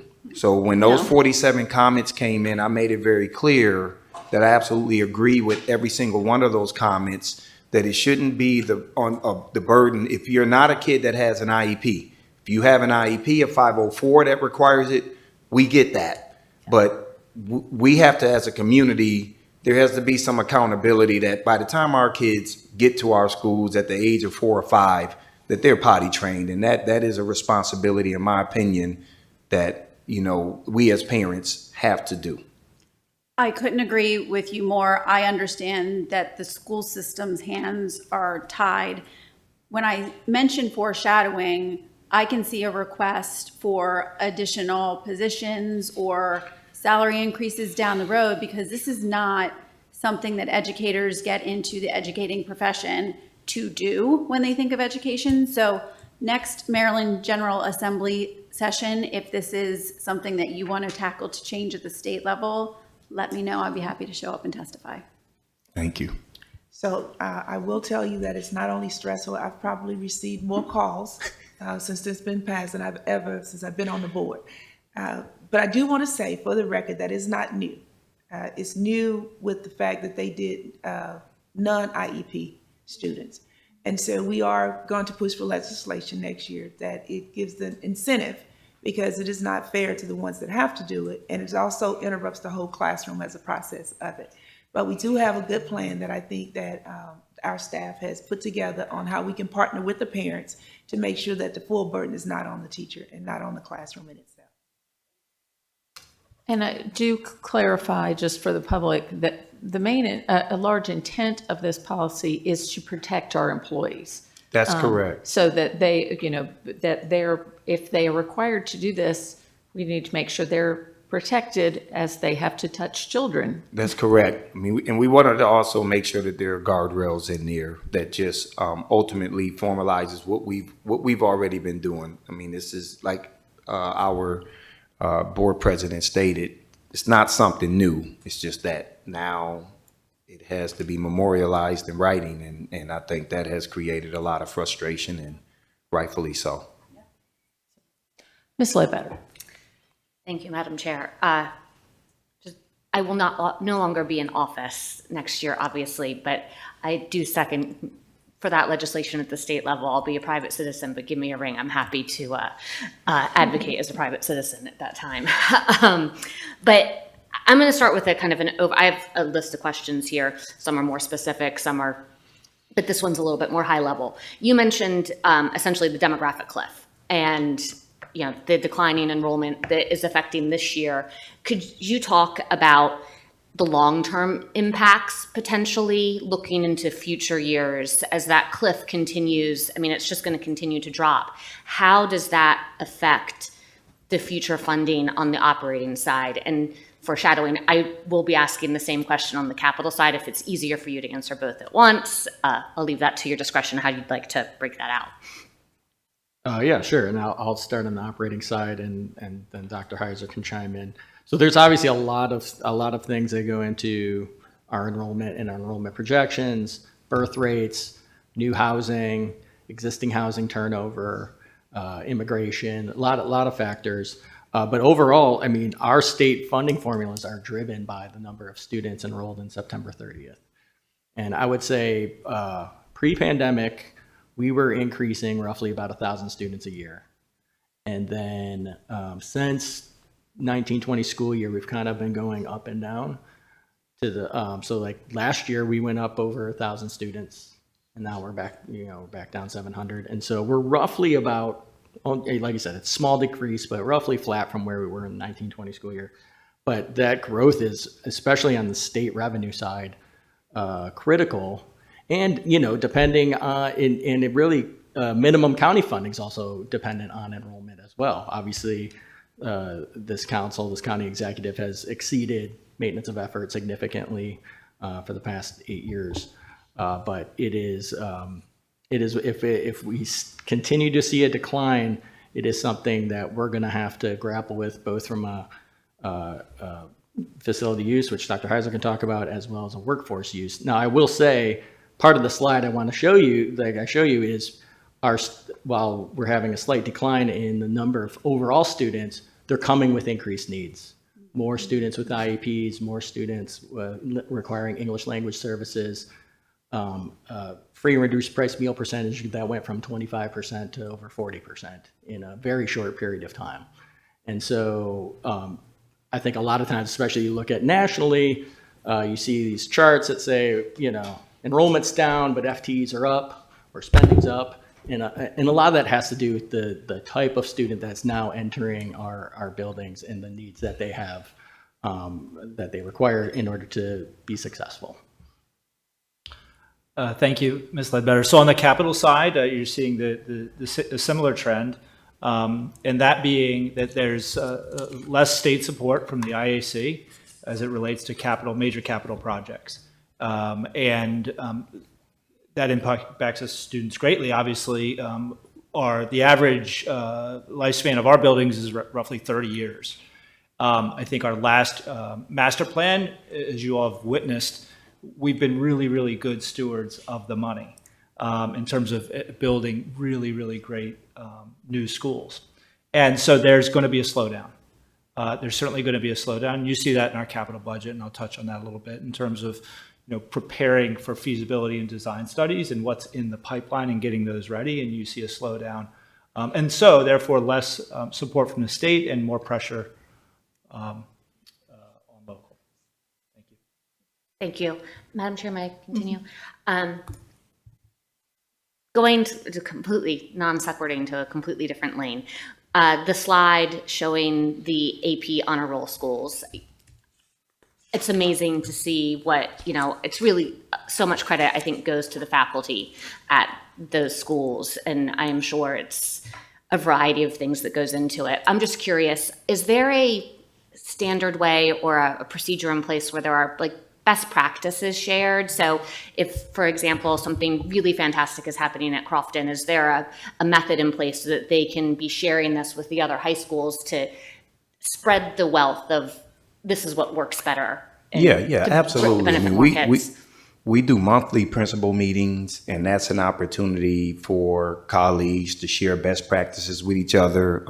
We do the recognitions of each of these schools in these principal meetings, and then school leadership will work with various principals where I think they tend to receive things a lot better from each other than they do from us. I mean, it's just the way that it goes. You have a colleague, and so we really do embrace that practice in this county. And to your point, because of what we've been able to do and the work that's happening at our schools, on December 9th, we had to go to the state board and present on what we were doing to demonstrate to the state why we're having the kind of increases we're having. And so it then becomes something that I get to share as a superintendent with other colleagues across the state, what our systems are that we put in place in order to have this grow. But this is based on a system that we have built out over the last couple of years that now is giving us a return where students, my daughter will be going to the 10th grade next year, but based on her PSAT scores, we already got a letter from the school saying these are the AP classes she's eligible to take next year. And then I have to sit down with her and say, look, you're not taking all these AP classes because you need to have some balance, but you could take these two and have balance and not drown. And so it's a great system that we have that's working. Amazing.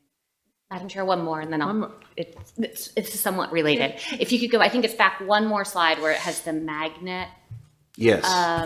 No, not, yeah, that one. So this question is particularly about the CAT South program.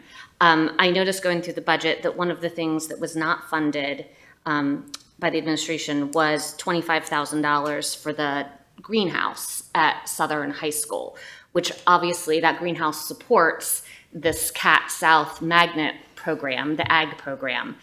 How does not having that funding potentially impact what is a noteworthy, and it's been recognized, as a noteworthy program within our county? I mean, I'll let you speak to that part. I would say to you, I know that it's something that we definitely would like to have. I think just like we absolutely need a second gym over there. I mean, that's something that he'll talk about, but we're gonna get there. We know that there's some things in terms of making sure that from an equity standpoint, we try to give every area something, right? Give everybody a little bit of something. Everybody can't get everything they want, but I think each area can get something.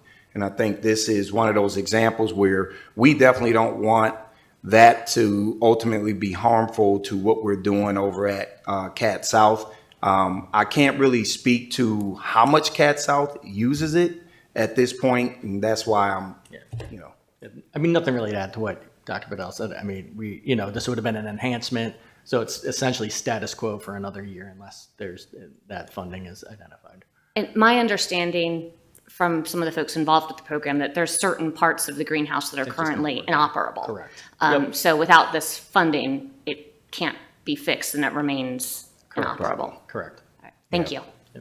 Mr. Obvian. Thank you. So I just want to start by saying there is obviously some really, really fantastic news, and there's also some really concerning, like hard reality checks. So I hardly even know where to start. But given, I can't remember who said it, maybe it was you, Mr. Stansky, that said that this was the largest percentage increase year over year that AACPS has seen for 20 years, since FY 2007, Correct. which would be 20 budget years ago. Yet we still have so many needs. We still have so many unmet needs. And so I guess I'm saying this to you to let you know, one, that I hear you, and two, to let my colleagues know that I think this is something we need to address head on. We're doing something where, we've literally let an entire generation of kids go through understaffed, underfunded schools without the resources that we have. And I'm so grateful to the county executive for the budget that we have in front of us.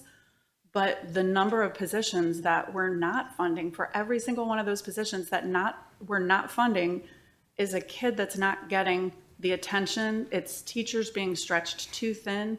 We know we still have, class size concerns. The starting salary is great. And that's fantastic news, which, hopefully really puts, an upside on that retention and recruiting and retention will make it. And so in that way, we're so lucky. But to be one of the, wealthiest counties in the state and one of the wealthiest counties in the country and still be looking at all of these issues really concerns me.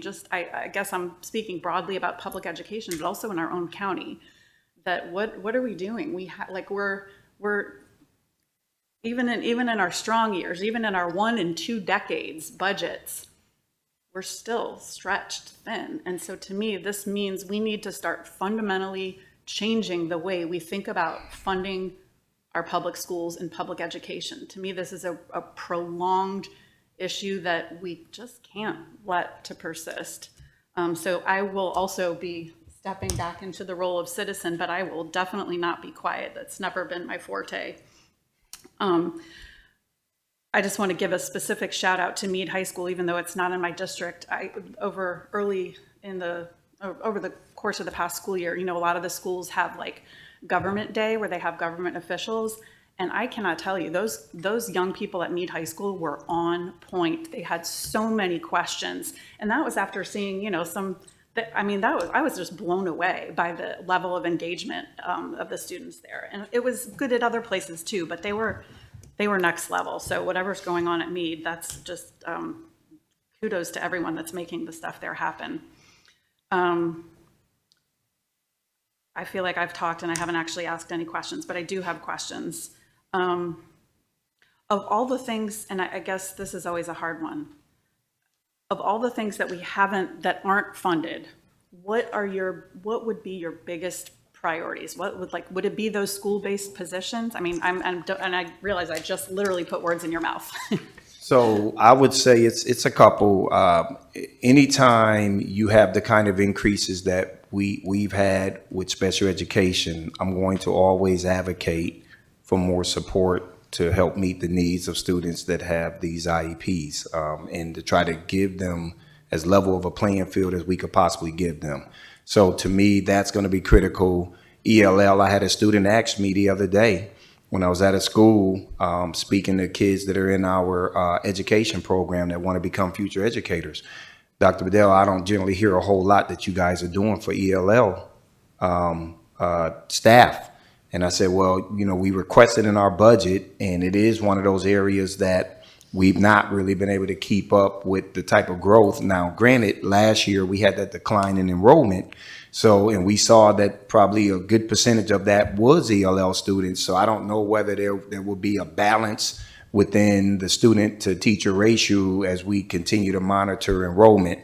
But I will say the second thing, and I just said this, I was very disappointed that the cost for laptops continue to increase, but it is an essential thing that we have to have. That is a must have. A lot of the kids' curriculum is all basically virtual based, or the curriculums are you access books and textbooks and all of that through the platform that we have. So I know that's going to be something that we have to absolutely have to focus on.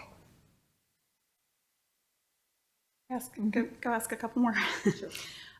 Okay, so one of the things, and I know this might not be popular among educators, but is with national board certification and the cost that is been put towards the county. You know, this is a mandate from the state, but hasn't been funded.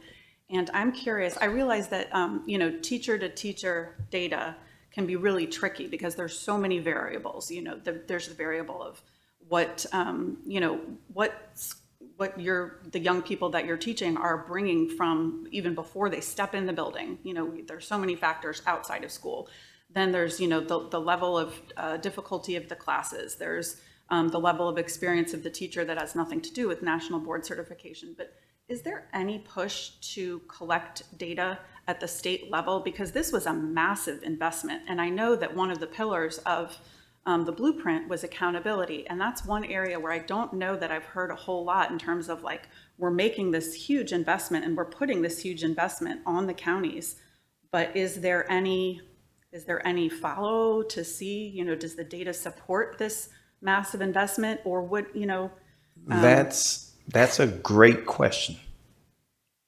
That I will say last year we had meetings with AIB, and I want to say a couple of other folks to kind of go over what is happening in our district and how are we living up to those 5 areas within the blueprint.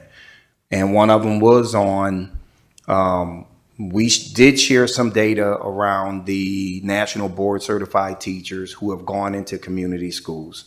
And we were able to present to them that we've seen growth happen that is outpacing growth at the school level. But there are other school districts that aren't seeing that at all. So one of the things you brought up is the nuances that exist within school district to school district, classroom to classroom, school to school. And some school districts, their argument is, we're not seeing any kind of return on that. And so why are we making this kind of investment when it's not yielding anything significant in terms of student achievement? So it will be a mixed bag, but I agree with you that the overall measurement of whether this law is doing what it said it was supposed to do, I'm not certain I can answer that. I think what specifically on national board, what is difficult is Anne Arundel's so much further along on the national board front because we had so many national board teachers even before this incentive happened. Most of the LEAs are still kind of just getting, their workforce is just getting going on it. Yeah. Whereas we, as a percentage of our workforce, we have the most, right? Like Montgomery County has more total national board teachers, but they have double our workforce. So, as Dr. Bedell alluded to, we've done some internal research where we are seeing some positive gains. But as far as a statewide assessment, I don't know that there's even enough of a sample size for them to even opine as to whether you're seeing a return on investment or not. And then on sort of a related note, do we see equity in terms of the distribution of national board certified teachers? Do we see them, it sounds like you mentioned national board certified teachers in our community schools, which I think just by definition of their qualifying, they are the most vulnerable students, the students that are most likely to have potential up here, but for various reasons are not meeting that potential. So I'm curious if, and I know that there is the incentive under the state law too, like there's an additional, it's not based on community schools, but it's on Title I, right? There's an additional 8,500. Low performing schools. Low performing. Is what they deem okay, them. so it's not even Title I. Right. Okay. Yeah. But you get an additional $7,000. Oh, 7,000. Okay. Yep. I'm sorry. I thought 80. Yeah, but we're seeing that distribution beginning to actually support the schools where we really need them in there. And here's the thing with national board certified teachers that they bring to the table. Most of them are going to be people that have a significant amount of experience. Oftentimes what you will see at community schools is every year it's a rotating door of people in and people out. Mm-hmm. So you never ever get this consistency that you need with stability to really then begin to build on whatever system you want to put in as a principal. They bring that stability to schools and that expertise that then could get shared with these newer people. And I think all of it works if you kind of put it all in a circle. It all works, right? Because now we're having more retention of people, younger teachers wanting to stay. And the byproduct of having all of this good retention, it becomes more costly to keep these employees, right? Because it's cheaper when you have a lot of newer people. We don't even have a whole bunch of vacancies, so there's not going to be a lot of new people entering into the system. So that's why when you talk about getting this year over year amount that we got, and you sit here and you say, not in my lifetime as a superintendent would I ever imagined we got this amount of money and it's just maintaining. It didn't cover, that money normally would be, we're adding all kind of new innovative stuff and we staff and we're just trying to maintain. That's when you know it's not a really good situation right now financially. Yeah, to me, that goes back to the idea that we really need to just to fundamentally, probably conversation way beyond, the bandwidth of this council and county government in general, but just to substantially change the way we're funding public schools. And to see, in that short period of time, a 28% increase in farm students, that's huge. And so, you have these really great investments, but at the same time, you're having students coming in, with all of the challenges that being a farm's kids means. It means you're not sure about if you're gonna, if your family's gonna be able to have a full meal over the weekend, or, are you gonna be able to make the rent payment or the electricity payment? And so I'm sorry, I guess I'm really trying not to be on a soapbox, but I feel like I don't have this, it's just so important to speak this because this is half of our county's budget and it's probably the biggest and most important investment that we can make in our county. I ask specifically about the national board certification because I know that we have seen that kind of increase. We have seen, there is data really showing the benefits of the community school program. And so that is an investment where I think we're showing real return on investment. And obviously these are things that, conversations need to happen at the state level.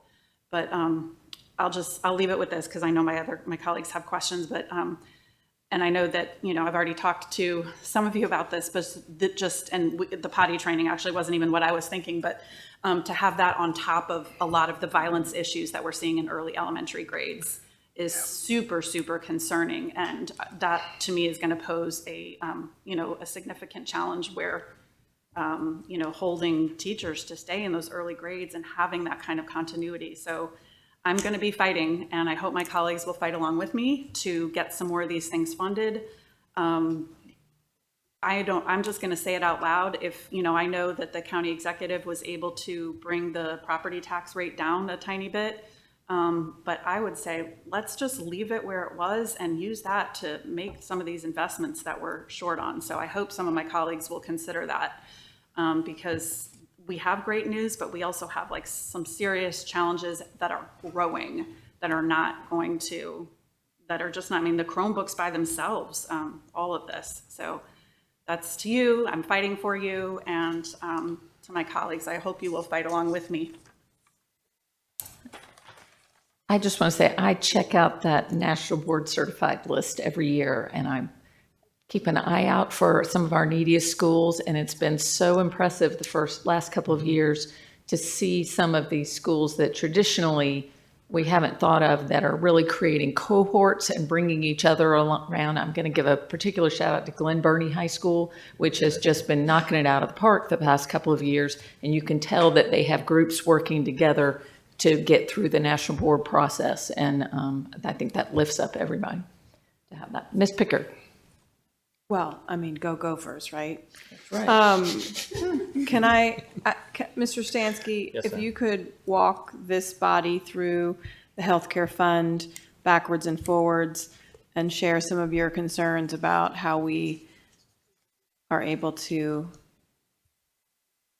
I know there's concern. Yeah. Every year it's not fully funded, and talk us through the reserve a little bit.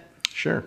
Yeah, so we ended fiscal 25 with a reserve number of 28.9 million, which is, about a month and a half worth of claims paying ability in 25. So 26, we're seeing at the moment, we have 3 invoices left this year. We're seeing about 9.5% increase in claims. And so we are, it's with the county executive, our board passed a fourth quarter transfer request last week that is reallocating $8 million of our general fund balance for an additional payment into the healthcare fund. So we're then, with that, we're to go through, we're currently projecting a fund balance of about 24.6 million at the end of 26. So then if we move to 27, we're assuming a 7% claims increase, which is, I think, typical what we're seeing nationally. If we get the fully funded to $13 million, that means we would dip into our reserves by about 13.8 and would end fiscal 27 with a fund balance of about 10.8 million, which, then leads, if we need to get the fund balanced in 28, we would probably need a request of about 30 million. Again, these are all assumptions into the future, subject to change, right? Like last year, our claims only went up 4.9%, but in fiscal 23, they went up 12.6. So it's, kind of all over the place. But I think overall, the overall story is we're just, as an employer, not putting in enough money to get us to where we need to be and to maintain the quality benefits that we want to offer our workforce. Thank you for that. I seem to recall a decade ago being in a real challenging position and having to go to the state and ask for, a waiver outside of MOE and things like that for infusions. And I just do not want to get there again. Yeah. And it's also, as we talk about being an employer, we've already shifted to the employee, I think, as far as we really want to go, to be a responsible employer and keep up with recruitment and retention. So it's that along with hopefully fuel prices are going to settle down eventually, but I don't see an end in sight with healthcare anytime soon. Just nationally, costs are rising. So it's something we have to be responsible about as we look as the funding source. So I think those are important conversations to dig a little deeper in these moments, right? So thank you for talking a little bit more about that. Yep. Mr. Volkey. Madam Chair. Just a couple high-level questions and sort of observations. So what I'm hearing from you is not dissimilar to what we're hearing from the state, which is that there are some looming liabilities that are going to come due very likely in the next 1 to 2, maybe even 3 at most years, if we can keep finding sort of short-term revenue, ways to plug the holes, if you will. But I guess to Councilwoman Pickard's point, the kind of the overall sense from the council, so the county over the last 8 years has been able to make some very significant investments into education to comply with Blueprint, to comply with some of the things that obviously the board has wanted to do. Where do we see that going in the next couple of years in terms of the obligations from the state that are coming in, the reduction in state funding that we keep seeing across different units, and then what that's going to do for future councils? I don't think we're going that far in the future. I think we're looking at the next council who's going to have to make some big changes. So that's kind of the first part of the question. The second part of the question is looking at enrollment numbers, which we've talked a bit about. And we've heard about, obviously, like the baby bust, right, that came in COVID. And we're seeing a little bit, but as you described it, it's a wave, right? It's going up and down. If you look at the projections, and I know people don't like when I use old data, but sometimes that's what's out there. But there is the Department of Planning has sort of their projections for all of the Maryland counties and what they're going to look like, public school projections. They put it out in August of 2024. There may be a newer version, I don't know. But it was 24 to 2033 that they projected. And they show where they think each of the localities is going to be in terms of student enrollment, really over the next approximately 10 years. Looking at that, I think if I'm reading your slides correctly, on page 3, you show a total enrollment of 84,000, but then you show an MOE enrollment of 81,000. The 81,000 looks like, from what I can tell, comparing to the Department of Planning, that we're a little bit, I think we were under where they thought we would be. I think we were projected in 2026 to be at 82,650 students, and we're looking on the MOE enrollment at 81,000. So we're close, but we're not exactly there. But in kind of projecting that out, it looks like a pretty static, there's a slight increase. We're one of the few counties that's going to see an increase, right? 3,600 over the life of it. So we will grow, but we're not growing anywhere near what we've seen historically. So I'm trying to put all these pieces together at a high level and get a forecast of where we're going, understanding this budget, but also in the context of the bigger picture. All right, I'm going to be quiet. No, that's good. Chime in.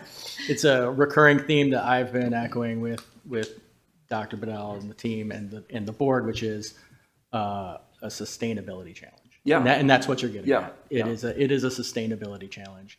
I think we have fixed costs that are going up significantly. When I say fixed, we've talked about healthcare, we mentioned transportation, with our rightfully so investment in teacher salaries, both mandated by Blueprint, but also the right thing to do to get qualified people in front of students.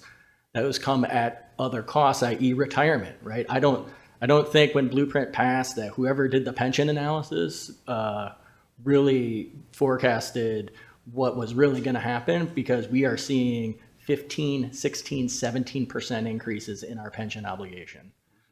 And we, I'll just pull the plug here. LEAs do not have a seat on the state pension board.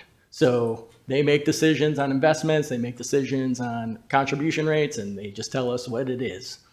And you can see we're now at $7.7 million increase there. And so what you've eloquently put together, Mr. Volkey, is correct. What we're going to have to grapple with is how do we not only just sustain what we're currently doing, but to then Dr. Bedell's point, offer enhancements, especially to a student population that is changing rapidly, that don't have the opportunities outside the school day that I certainly had growing up, or many of our students had a decade ago. And so it's not just the total amount, it's what that makeup is. And so how do we sustain what we're doing now and also enhance services? And so it's a massive challenge on top of what we're probably projecting is reduced state funding. I think Ms. Pickard alluded to it. We alluded to it. Dr. Heiser alluded to it. Even Mr. Smith alluded to it when his question of the community college, right? We're going to probably see less state support in the next 3 to 4 years. And so what does that mean for county taxpayers? What does that mean for council and the services that we're providing? So, Yeah, and pulling the plug, I see there's only one way to do it unless you're going to cut things, which is you're going to have to look at revenue enhancements, which most people call tax increases, right? I mean, that's really the only way to do what's happening now with reduced state funding and saying to the county, you've got to continue to kick in. So I guess I'm looking at that. I'm concerned about that as we move forward. I think that's going to be something that this body, the next iteration of this body after the next election is going to have to look at, because I think we can kind of get through this budget without doing a lot of major revenue enhancements, right? Tax increases. But I don't see that being a sustainable way to move forward, because it's going to require that. Or we're going to have to take a hard look at the services that we're offering, and we're going to have to decide, are we going to keep doing things exactly the way that we've always done them? And understanding that a population sort of status quo is not the same as an exploding student population. Where does that put us in terms of the school system? So I'm just teeing that up. From my perspective, I see it. It sounds like you all are talking about it a lot internally. I appreciate knowing that you're talking about that. So thank you. We are, trust me. Yeah. We are talking about the realities of the out years, which is actually 1 year away. Yeah. It's not multiple. And I just want to add a couple of things to that perspective. You know, and we talked about earlier, Ms. Robbie talked about how 20 years of school investment or low school investment has caused us to get to what 8 years have done for us to try to make up, and we're still behind. Well, we're still behind because there has to be some hard thinking into, do we do a revenue increase, or how do we want our schools to be? Right now, Anne Arundel County is not just performing here in the county and being nationally recognized. We're literally nationally recognized because of the accomplishments that we've been able to make. But guess why? It's because of the investments that we've had over the last couple of years. And this just didn't start, in 2022. This actually started before COVID. Our investments in this county started with us getting better about it. Now, COVID was a great infusion into investments. But the truth of it is that if we want to continue to be great, I mean, we're not really at this level. We're number 5. We could be number 1, but we have to be able to be willing to invest in it. I don't think that is a large investment. I know that we're half of the budget, but I don't think for us to raise the taxes to make sure that our students have the best facilities, the best outcomes, and the best math and reading educators that are in the business. I don't think that that's a big investment, but I'm not the one that writes the budget. I'm the one that's advocating for the budget. But here's what I will tell you that you will have if you don't. And Ms. Hummer can attest to this. Chair Hummer can attest to this. When we didn't invest in Meade High School, we got poor results. Over the last couple of years, we've invested tremendously in Meade High School. Now we're investing in Glen Burnie High School. You will see how that pride comes along with the performance and everything else. And so while I know it's an expensive cost, it does cost money to do the business of public school systems. And so it's not going to go away. I do think that the next iteration of this next iteration of this council does have to look and realize where we need to be. Sustainability is not something that I want. I want us to continue to increase and to continue to perform at the level that we do. And I say this in all honesty, is that the budget that we have right now is not the budget that we need. It's just the best budget that we can get in the climate that we are in right now. But it does still lack a long way. And if you didn't hear about the capital budget yet, but when you see that, you will see how many schools, going back to what Ms. Ledbetter was saying, that we have to invest in. So while we have a great budget, I'm proud of everything that this council has done. I absolutely could not be in a better position as a Board of Education. We talk about it all the time, but I will tell you that this investment can't cease just because we change our county council. It has to continue. So thank you. Yeah, no, I appreciate that, Matt. And just, I want to say, I appreciate the candor of acknowledging that, if there's going to be increased funding and there's going to be sustainability, it's going to require tax increases. And I appreciate people who are willing to say what their position is on that one way or the other. So thank you, because I think too often people are like, I want my cake and want to eat it too, and it's real hard to do that. So I appreciate that. Thank you. Mr. Smith. Thank you, Madam Chair. I just want to say first, thank you for continuing to be a data-driven entity, both as the board and obviously for your administration, because I think when it comes to influencing and communicating to the public about why we're making strategic investments. It's so important to have the data. It's one thing for me to say, I want to do this because it feels good. It's another thing for me to say it because it works. And so I am glad that you've spent the last few years literally keeping a track on every single thing that's happening, because that's going to be important for us to make those harder decisions. Two, the school system is not, overflowing with resources and or leadership when it comes to personnel. I've said this many, many times. We are not right-sized for the population that we are serving, and it's a testament to the hard work we've been doing, because the results we're getting out of what we've been investing is purely a miracle with the hard work that you guys are putting into it. Our county has for decades, not just this administration, decades, under-resourced public education, 100%, right? I'm not placing blame on any specific entity, but our population has not really right-sized it. We've done well, certainly, but I think as we go forward, and certainly with this budget, we can continue with that trend of trying to make sure we make these record investments, but we're going to have to think outside the box from the county perspective, because where we help you all isn't just the policy, it's really the resources. I say to everyone, if we can't give you the resources, then it really doesn't mean anything, right? And so you can't make those changes. So I hope the county as a whole can recognize the successes we've achieved over certainly the last like 10 years. In that window, you can see that transition from maintenance of effort, then the blueprint, and it's sort of changing the models. But our growth, even though student enrollment was down, population in Anne Arundel was up. That has continued to go up. And so I think in the next 4 to 8 years, probably 10 years, you're going to continue to see that rise in student population. And if we aren't ahead of the curve, we're going to be behind it. And so the goal is to stay ahead of it. And so you will certainly get my support on trying to make sure we squeeze every lemon that we can to get that juice out of there to make sure you're right-sized from an appropriation standpoint. So just wanted to say that. Thank you, Madam Chair. And if I can just speak to what you said, you're absolutely right. I think in terms of population growth that's happening in Anne Arundel County, a lot of people moved to this county because the school system is doing well. I've met a number of new families that have come to this county, and they were like, we've left, other counties because we really are excited about the direction you're going in.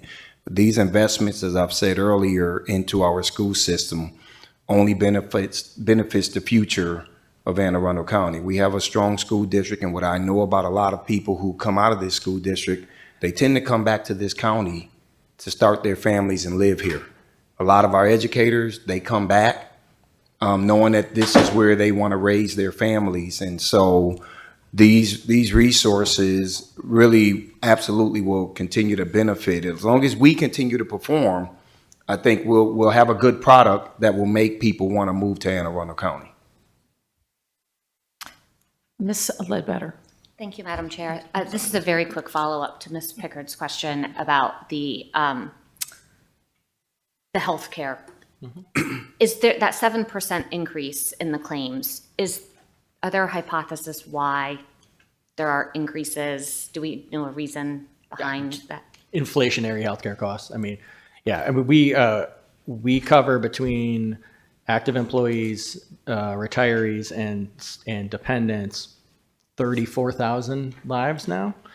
And just the cost of healthcare in general is and so when we talk to our consultants, a 7% projection is in line with what they're seeing both with other large employers regionally and nationally. So I feel fairly good about that.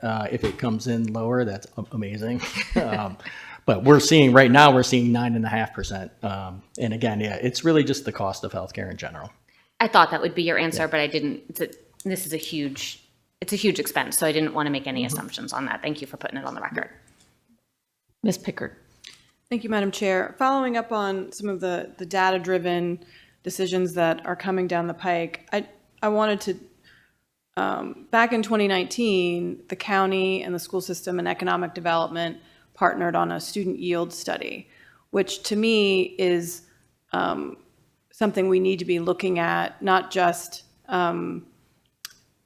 not just about student yield and what sort of household is, and in what neighborhood and zip code is generating, what kind of house structure is generating students, but I think we can partner on some of this data collection so that we can be more sustainable and drive policymaking in ways that are advantageous to all of this, right? And I think we have an opportunity to pool all of our resources about data and to make countywide decisions, not just school system, but in other ways, in how we're investing in certain communities, investing in student populations and things like that. So I just putting that out there. I don't know if that report, just redoing that report that we did in 2019 on a 3 to 5 year basis is what we need to do. I think we probably need to expand the scope, but we need to work on this so that we can be as smart and deal with our investment in a very precise way. You know, that scalpel versus the machete, right? Yeah. So I hope we'll be able to do some of that if we think a little bit outside the box of what we're currently collecting and get out of our silos a little bit so that we can make good data-driven decisions. Thank you. Now my turn. Yes, just adding on to the health insurance thing, I mentioned this last year too. I was on the board when we hit the cliff, when we were about a day away from not being able to pay any of our health care premiums. You know, anything coming through, our employees would have been turned away. So I know how crucial that is, and it's not as exciting to the public as, you know, funding more teachers and things, but it's crucial for our workforce that we have to keep that going. So it is sobering that we have to continually be adding more as we go throughout the year, but that's just the reality of healthcare in our country, unfortunately. When we look at the increases for our different populations, farms and things like that, I'll admit, even though it's high, I was surprised that special education had really only gone up 15% when I hear about some of the extreme behaviors and things that we're seeing coming in. But I think that's probably offset by our 504 increases, that some students aren't officially getting in there. And I know there's also a lag in identifying people, students, but you know, that the 504s don't come with additional money. So that's still having to deal with the behaviors on top of everything else. We are hearing reports of increasingly some out of control behavior by our very young students. One of the things that's included in this budget is increases for our TSAs, who often are dealing with those behaviors. I do support those increases for TSAs because that's hard positions to fill and to keep up there. But one thing I've heard about, and this isn't a budget issue as much as a kind of school system policy, I've heard some concerns that these TSAs that we're bringing in that are facing some of the most challenging things aren't receiving enough training for the behaviors they're going to encounter. Can you speak to that, about what are we doing for these hourly employees who are coming in who are facing some of the most extreme behaviors? Yeah, I mean, that's part of the reason why we redesigned the special education department and put an assistant superintendent in and redesigned professional development to make sure that these educators are getting the proper professional development. Also, one of the things that we did this year with eliminating those early release days, it also gave us more opportunities now on that whole day to provide whole day training. So I think we've put some new mechanisms in place, taking advantage of the law that passed last year that removed us, moving us to an hourly based system where we're able to provide more targeted training to support TSAs and other support staff in the county. So I think it's still in the works, but because I'm not going to sit here and say it's perfect, but I could tell you I've not gotten some of the complaints and emails around the type of training that I've gotten in the past with some of the changes we've made this year.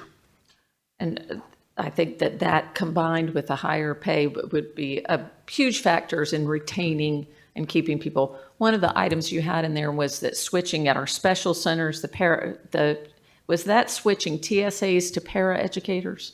TAs, teaching TAs assistants. Yeah, to full-time teaching assistants, yes. Okay, So the more the classroom-based, not the TSAs are more, for the most part, more one-to-one with a student. The TAs are classroom-based, and then would be upgrading them to paraprofessionals.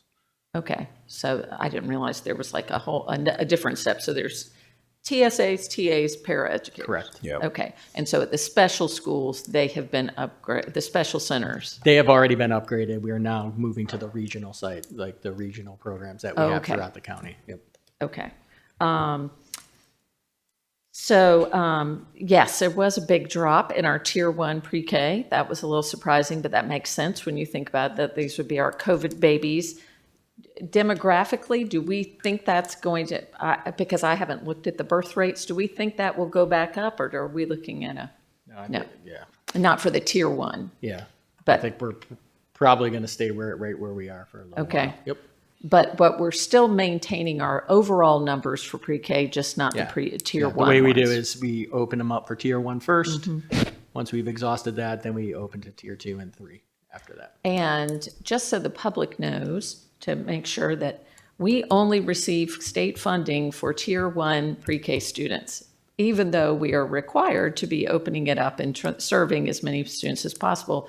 If we received per pupil funding for our non-Tier 1 students, how much additional money would that be from the state? Oh, I don't have a number for you, but just to make sure we have our fact base, the blueprint really contemplates LEAs when you open up to Tier 2 and 3 that we actually charge tuition to families.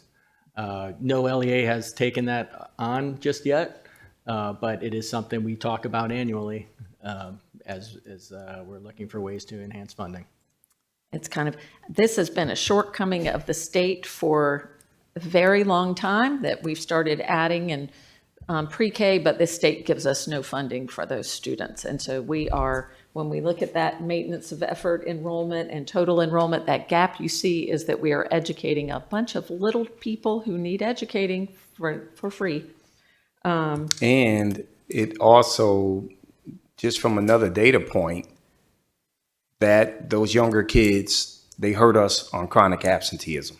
Understand that too, right? When there is necessarily no requirement, when you extrapolate the data of pre-K kids, our chronic absenteeism rate dropped by almost 9%.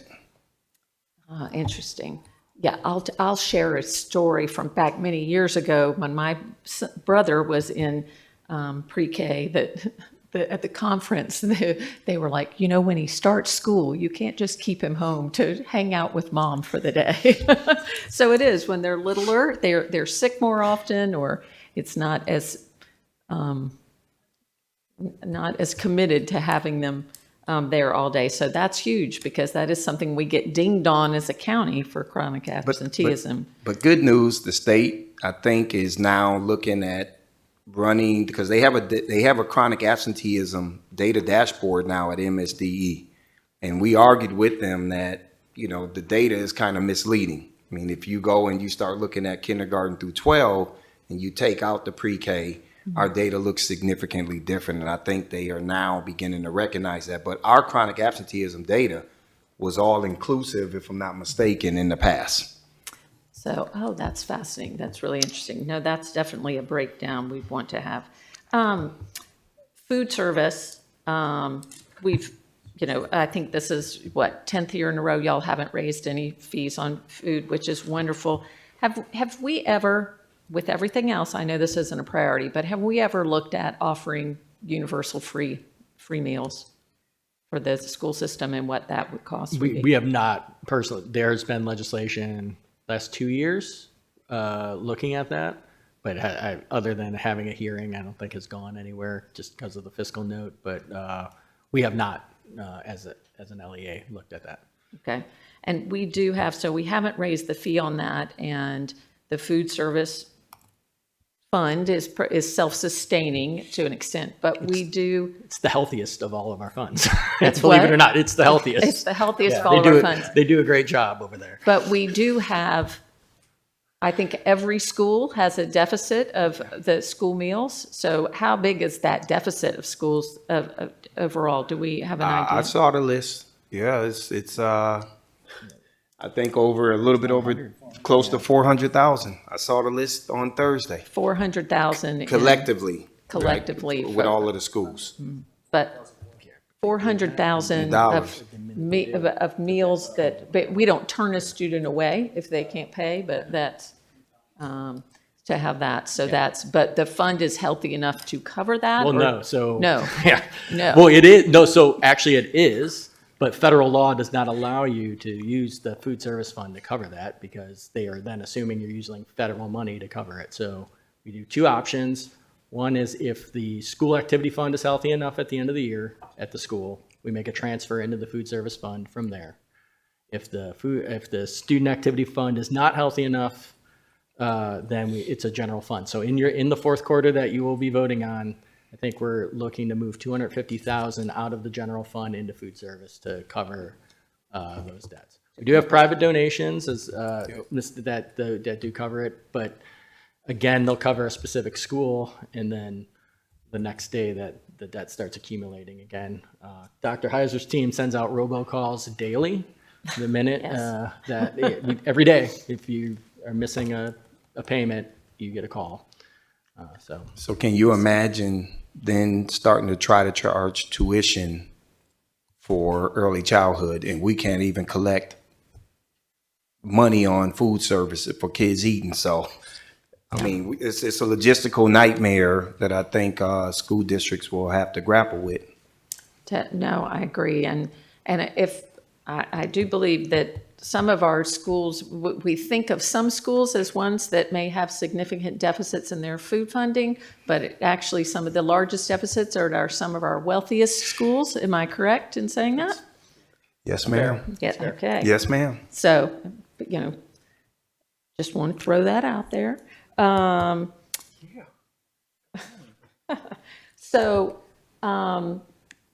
We are projecting that we are going to receive 20 some odd million less from the state this year. Yes, yeah. So our $72 million increase that's included in the county executive's budget is really more like a 50 million because just to maintain. Yeah, I mean, overall, when you add the two together, like fiscal 26 increase was higher than 27 because the state contribution was so much higher. Mm-hmm. Right? We had 52 million from the county, like 46 million from the state versus, to your point, 72.8 and 19. So that's been the trend, that we're getting less and less from the state, and so we're anticipating more of that? I would say it is, I don't know if it's fair to say trend because they were ramping up Blueprint in the early mid 2000s or 2020s. Right. But we're now, I think, I'm anticipating, again, reading what they're saying in Annapolis about the fiscal situation, that yes, that this will be a trend for a period of time, given the fiscal realities. To have that. So we have the different categories. Dr. Bedell, you and I chatted about this recently when we were somewhere. I think it is significant, this is just me doing a little soapbox here, a significant way is we look at the funding formulas for each student, and we know they're kind of out of whack to be able to keep everyone maintaining. But the highest percentage per student cost we have are for our children with the most complex disabilities. And those are students who are going to non-public schools and our regional centers, and it can run well into the six figures for some of these students per year. And we do not get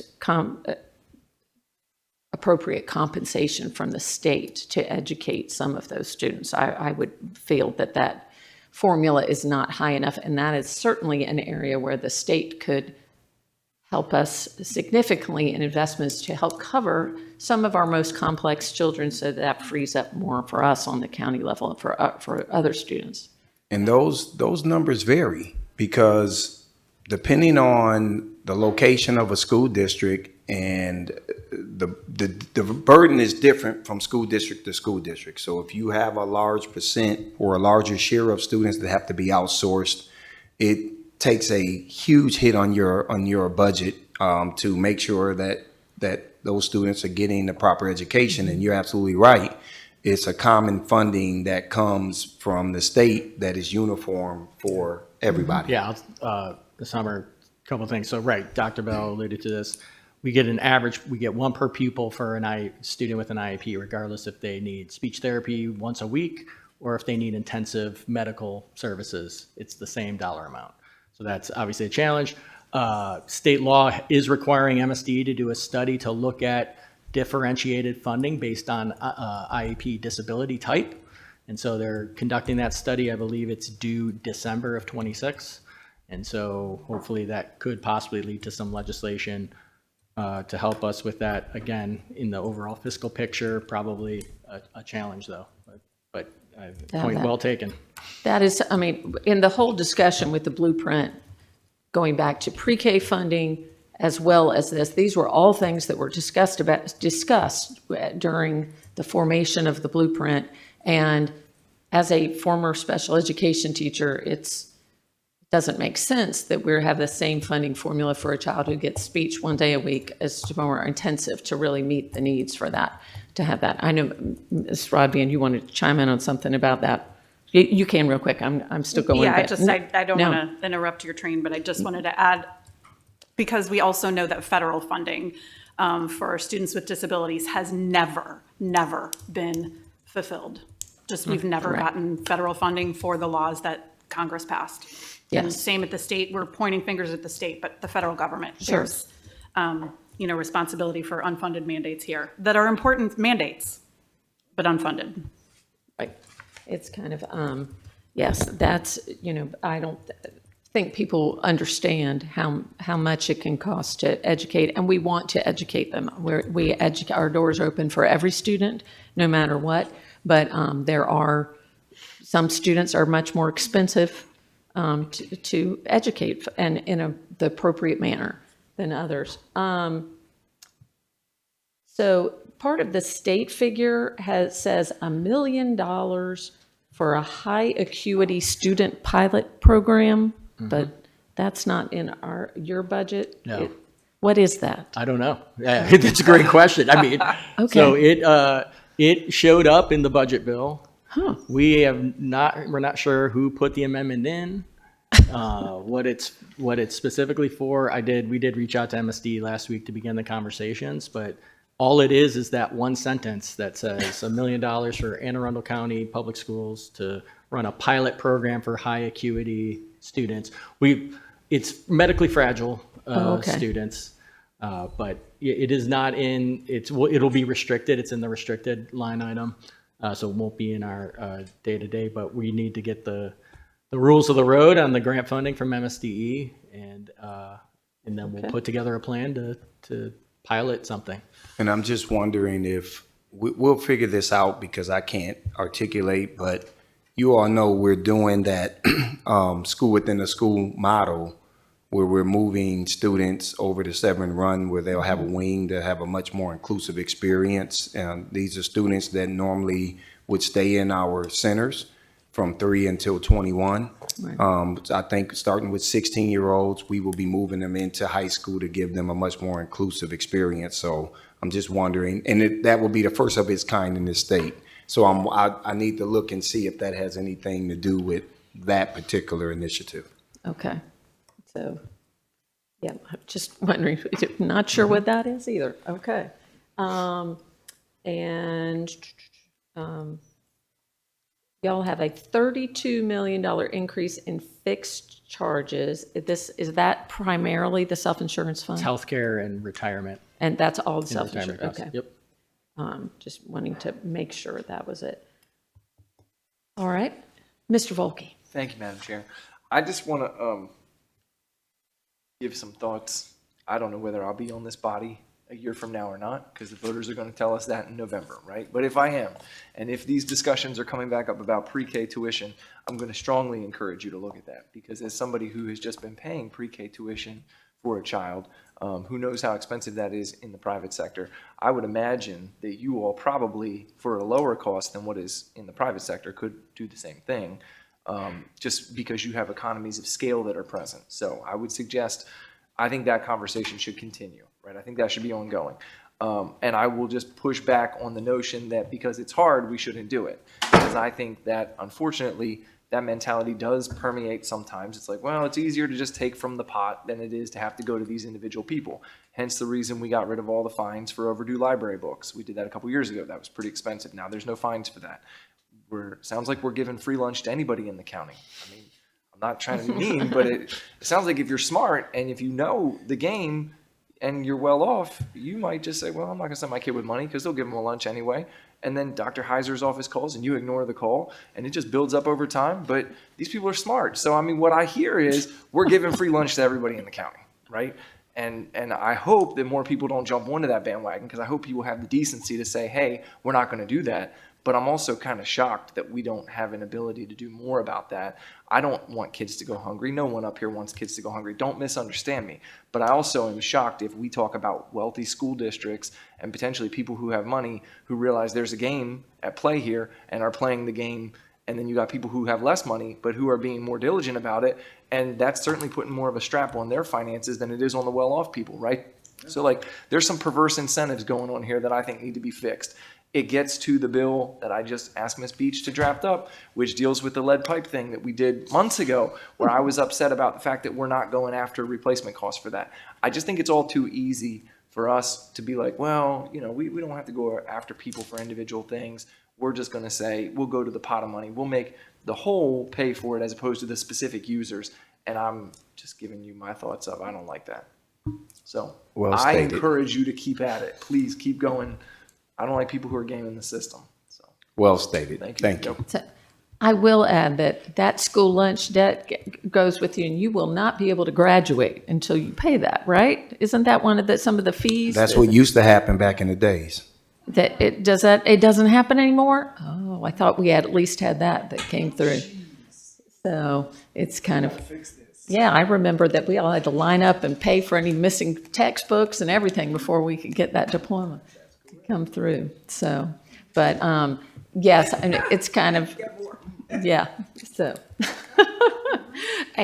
But I do believe the requirement that we provide a meal for anyone, whether they can pay, during that school day, that's a state requirement, isn't it? That's state law.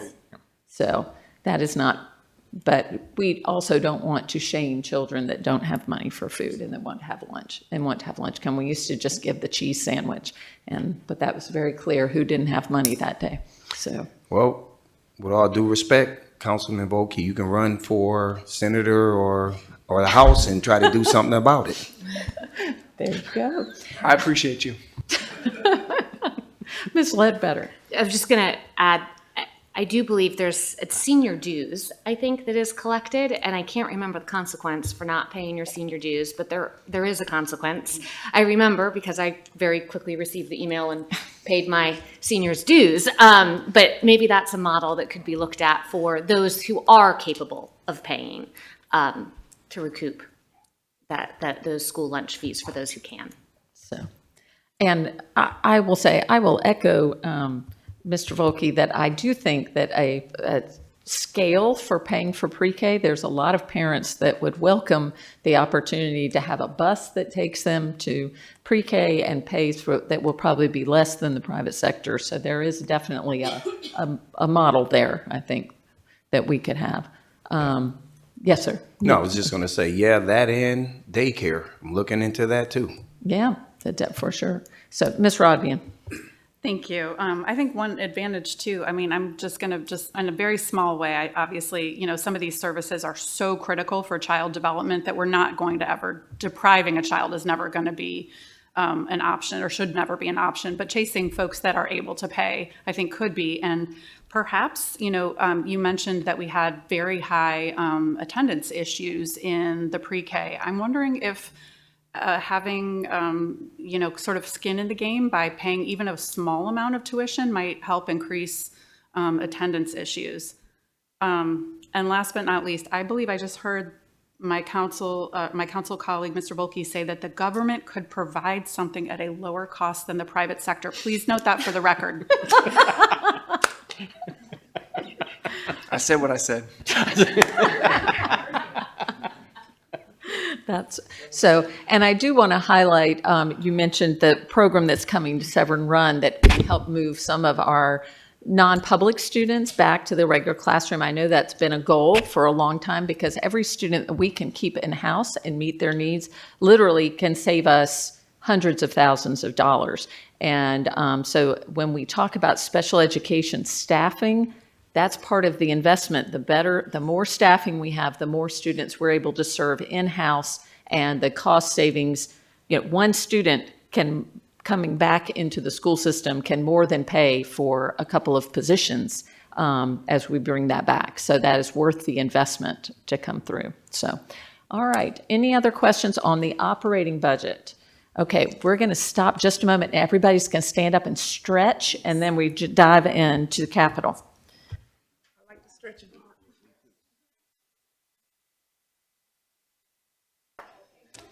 Break for 5 minutes to run, so Mr. Volke can run to the bathroom.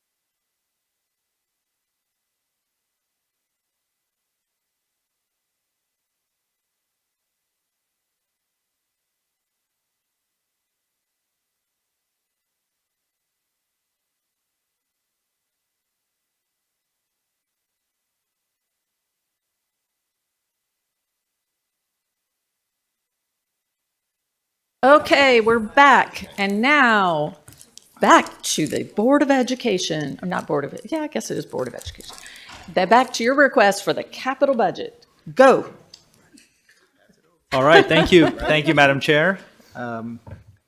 So what you see on the screen and in front of you is the ever-popular red, white, and blue sheet. Very understandable. This compares the Board of Education requested 27 capital budget done in February to the county executive's proposed May 1 budget. And so you'll see that the Board of Ed had requested $245.9 million compared to what was in the county exec proposed budget of $167 million. And so as shown, the county exec proposal brings us $78.2 million below the board's request. However, it's important to point out that this shortfall is primarily attributed to much larger capital projects that were not funded in this cycle. And so I'll be talking about how we're still funding the Old Mill High School and Old Mill Middle School North projects in 28. But there were some other capital feasibility design studies that are not being funded. So with that, you see that this is priority order, for the board's priority, 1 through 28 on the left-hand side. And then in the next column, you see the request from the Board of Education, followed by, on the far right, the county exec proposed budget. So what I'll do is run through this. In white, you see requests that are fully funded in this table, and I'll go through those. Next, I'll go through the blue items. Some of those are increases, and some of those are decreases, followed by, and then I'll end with the items that are in red, which were items that were not funded by the county executive. So with that, the no changes in white, very large ticket item, building systemics, fully funded, $32.8 million. Asbestos abatement, also fully funded, as well as the new school bus facility lot for feasibility and design, and that's for $6.5 million at Dorsey Road. Additionally, relocatable classrooms is fully funded. It's important to point out that that allocation is towards relocatable classrooms at Arundel Middle School to support the growth that they have in enrollment at that school. And so that takes us through the white items. Let me now touch on the increases over the Board of Education requests, and those items are in blue. Also in blue are some decreases, but let me touch on the increases. The Board of Education project and program planning, that's at $2.3 million, and that's a $2 million increase to support feasibility studies for Arundel Middle School and Glendale Resource Center. Again, those would just support the feasibility studies. Those will show up in red down the line, as they were not fully funded, or not funded at all, but they show up in that Board of Education project, so the money shifted in that category.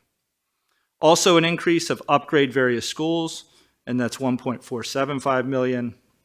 And that's a net increase of $475,000, reflecting state grants, which we're always happy to see, $25,000 for the marquee at Arundel Middle School, and $450,000 for the Arlington Echo Marsh Walk, which was deteriorating, and that's much needed, and I know the students and staff are really pleased to see that. I do want to spend a minute on athletic stadium improvements, which also saw an increase, and in your list, that's number 27 in priority order. And so I'll go through that in just a moment here. The Board of Education request was for $13.8 million, and the county executive proposed budget is for $9.2 million. So I'd like to give you, to help out with this, I'd like to give a breakdown of that 9.2. I think it'd be really helpful. From the 9.2 million, 4 million is for turf field replacement, resurfacing of the running tracks, miscellaneous that we typically do, repairs at our middle schools for the continuation of middle school athletics. And then you see then there's $4.8 million in county funding for a field house. And we'll be using that to complete the field house at Chesapeake High School. I'll go into that in just a moment. There's another $400,000 in state grant funding specifically for that field house as well. So let me give you a little bit about the rationale for Chesapeake Fieldhouse. Over the last 4 fiscal years, we've received $1.35 million. Adding in the current one, I think we're up to $1.5 million in state grant support for that. The design is complete for Chesapeake High School Fieldhouse. The permit review process is near completion, And with the new funding that is being provided, we have enough funds to move forward fully with this project and complete it, which we're really excited about. Juxtapose that to Arundel High School's field house. The project is currently on hold, pending future funding. We've received $275,000 for partial design, and so we did that in FY25, and we utilized those funds and have completed about 90% of the design documents for that project. And so that's a project that does show up as something that's that will be prioritized for the following year. Decreases in funding, again, also showing up in blue. Let me just touch on a few programmatic reductions that you see. Overall, there's 8.35 reduction that was applied across many recurring programs, health and safety, security-related upgrades, maintenance backlog, roof replacements. And so you'll see them. I don't want to go through them all, but I think it is sufficient to say that even with these decreases, we're fully confident that we can deliver what we need to deliver for the school system, even with those reductions. Two big reductions that show up that we worked, it's really a cash flow issue that we worked with County Executive's office on, and that is Old Mill High School. You'll see $20 million is shifted. It'll be shifted to FY28. And there's no impact to the planned FY27 work as we had sufficient prior year funding available for that. And we're excited to finish that project. Old Mill Middle School North, once again, that was a $10 million shift in FY28. Similarly, there'll be no impact on that project. It'll continue as planned for FY27 to make sure we continue towards completing that project as well. Now, I just want to mention just a moment about the items in red, which is those are the unfunded projects. Ruth Parker Eason replacement feasibility and design was not funded. That will be prioritized for funding in the next capital cycle. Riviera Beach Elementary School feasibility and design was not funded. I already touched on Arundel Middle School, the feasibility and design, so a portion of that work, the feasibility specifically, will be covered through the Board of Education project and program planning funds. The same is true for Glendale Resource Center. A portion of that work will be funded through that same budget line. Southern High School systemic renovation, team room, and gym. That was not funded. However, the systemic renovation component and the gym will be prioritized for next year. Those are really important. I'm sure I'll get some questions about that, but we really need to get that systemic project overall done within the next 5 years. It's extremely, extremely important that it's done within 5 years. We've also noticed an inequity that came forth after we put forward the superintendent's budget in terms of a gym. And so that also will be a priority for us, a top priority for us next year. Two other items that were not covered, the Northeast Middle School systemic renovation and the vehicle replacement was not funded. But we feel like, again, we can meet the needs of our fleet with what we have. So with that, much quicker than the operating, but I'm sure there'll be some questions, and I can be happy, Mr. Hagan and I be happy to answer anything you might have. Mr. Volkey. Thank you, Madam Chair.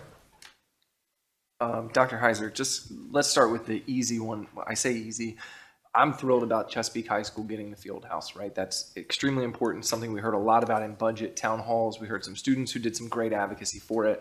I do want to add, though, that our friends at Arundel also came out and advocated very hard for their field house. I recognize there's more money for the state, funds, the local bond initiatives that Delegate Kipke's worked extremely hard over the last couple of years to get that money and sort of keep it compounding.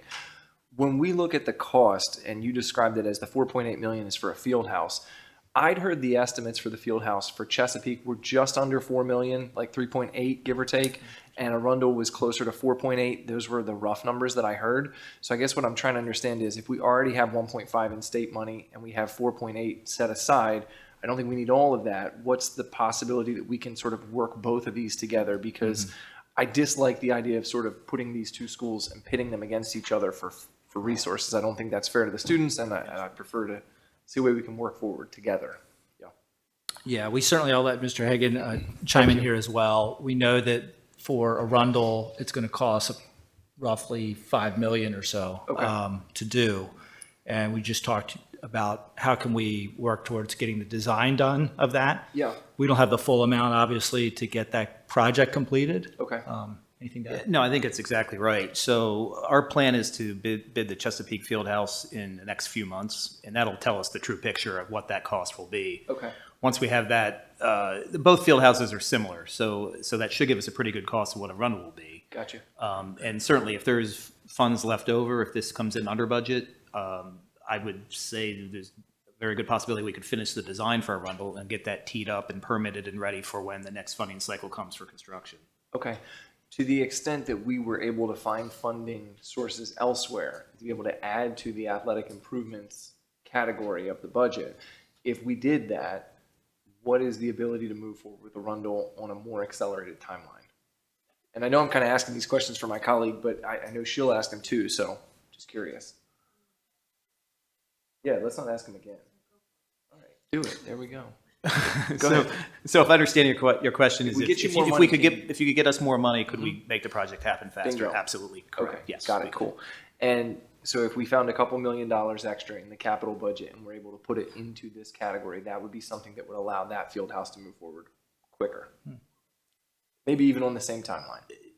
Well, it wouldn't be exactly the same timeline because we've already gone in for permitting on Chesapeake, so we'd be a little bit behind. Gotcha. And we have to finish the design on Arundel as well. Okay. But to your point, yes, we could get it moving faster than waiting until this time next year. Got it. Yeah. All right. I'm going to piggyback on that to ask a question. So you're saying the request in here is what's proposed by the county executive is $4.8 million for the field house at Chesapeake, but you already have $1.5 million for Chesapeake. So are you saying that the Chesapeake field house, are y'all budgeting $6.3 million for the Chesapeake? No, so we're estimating that the project cost will be, when it comes in from bid, about $5 million. So yes, if you do the math, there very well could be funds left over.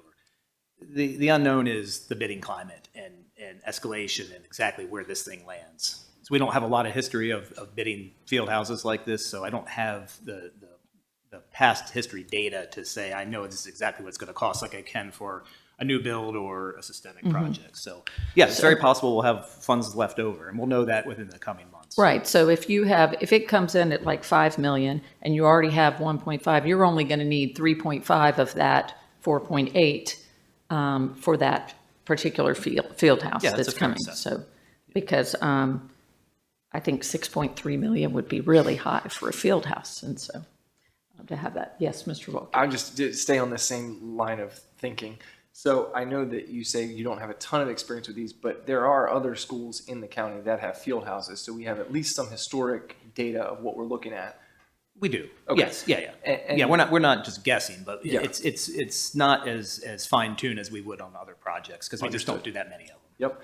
And so following up on that concept of we already have the idea, when we look at what is going to be at Chesapeake and at Arundel in terms of the design, are we looking at the same type of field house? Are we looking at more? What's that sort of? No, look like in structure? they're programmed almost identically. I know, okay, Yeah, the gotcha. designs will be slightly different just for the aesthetic, but Okay. what's going into them is the same. Pretty much the same. Okay. All right. Thank you. I have more, but I'll certainly. Okay, Ms. Ledbetter. Thank you, Madam Chair. I would like to talk about, it's line 20, the Southern High School. There are three separate projects: systemic renovation, team room, second gym. And I've heard you mentioned, Dr. Bedell mentioned it earlier, Dr. Heiser, you just mentioned it, speaking to the equity issue. If you could do two things for the council, if you could explain to us the difference or the details. Those are three separate projects. If you could elaborate what each one of those aims to do, and then talk some about what you defined as an equity issue.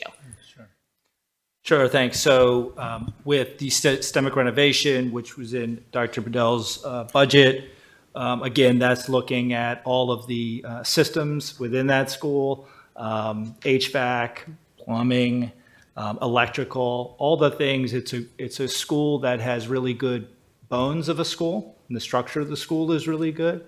However, we want to make sure that those systems aren't failing, and we can extend the lifespan of that school another 15 years. So it's really, really important that that gets prioritized. So that's number one. Number two, we I'll say I learned, the equity issue in terms of a second gym, and we view that second gym as what would be a new gym, but a practice gym of sorts. And so that would allow, obviously, those student athletes there and the teams there to not have to go to other schools, not have to wait until the very end of the evening, and they can double up. And so all of us that have worked in high schools and been in high schools and seen that knows that that's really important for that community. So we recognize the importance there. And I think in my comments initially, before, I mentioned that that's a priority as well for a top priority for us. We recognize the inequity there. And the team room. Team rooms have become, I think, more and more important in terms of allowing for some flex space for our student athletes and coaches, whether it's before games, whether it's to toss their bags in before the practice in the morning and then pick them up in the afternoon. Typically, we use our locker rooms for those sports that are in season. That tends to be how it worked. And so if you're off season and you might want to store your bag and go pick it up, or it's very good before a game or a match that you're playing and you have a chalk talk. It's kind of old school. I guess I'm dating myself. But Dr. Bedell and I used to have chalk talks, right? I mean, we did. So we had chalk talks. So that is the team room concept there. Hopefully that's helpful. May I continue? And what's the cost breakdown? I see that it's 12.9, almost 13 million. That's obviously for all three. If we were to break those into, it was the gym was approximately 5 million. The team room was 500,000. That's right. And I think our systemics came in just under 8 million, if I recall. That math is there. Are those projects that need to be done at the same time, or are those projects that could be broken out separately? If, to Mr. Volke's points, if we were able to find some funding for you, knowing that it's such a high priority, could those be done separately if needed? They certainly could. You're certainly going to get a better value if you could do them all at once while you have one contractor on site. But yes, if the funding was to materialize for one or two only, yeah, we could make that work. And then going back to the equity issue, that's because Southern is I believe one of the few high schools in the county that does not have a second gym currently, correct? That's the differentiator right now that makes this such a big change from the other schools within the county. That's the key differentiator, yes. Okay. Yeah, I had one constituent reach out. I thought it was interesting. They were comparing, based on Southern only having one gym, if they were using it as a practice facility. Right now, Southern could have 6 basketball backboards down. So you could have multiple kids, teams, in a sense, practicing at the same time. Whereas you can compare that to a neighboring school within the same cluster, or not cluster, but still within District 7, they have 14. And when you look at the difference, I thought that was a very easy way to visualize the difference in the amount of not just students at Southern, but the community at large when we think about how AACPS and the facilities serve our recreational youth programs as well. It really does make a huge, huge difference. So if the funding were not to come through this year, where will this project be for AACPS next year? Do you anticipate? Will it be at the top of the list, somewhere in the middle? Where do you foresee that being? No, it's certainly near the top. Systemics is above it. Okay. But it still would go towards the top. I mean, when you look at this priority order, there's obviously things that remain at the top kind of year to year. Health and safety, security related upgrades, maintenance backlog, which is a lot, roof replacements. I don't see it above replacing a roof, obviously. However, there are some other items on this where it would shift towards the top. And I just wanted to add, because I think it was shortly after I started, maybe a year after I started, Southern was in the process of getting a second turf field.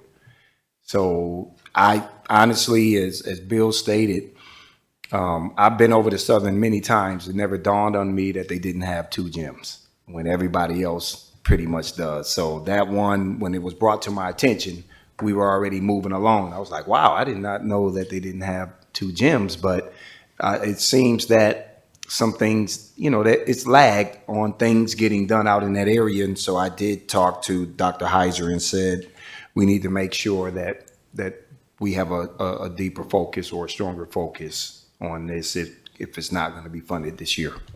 And then one final question. If we were able to find funding for any one of those projects for Southern for this year, would that in any way hamper or negatively impact the ability to receive state funding towards a systemic renovation of Southern in the future? No, it would have no negative impact on it. Thank you. So I have some additional questions on the Southern thing. So on this big chart that's on here, it says Southern High School systemic renovation, and it has it listed for 65 million, not 12 million. So what's the difference? Yeah, if you don't mind, the lower number, that's just for design. So that would be to get the design documents completed.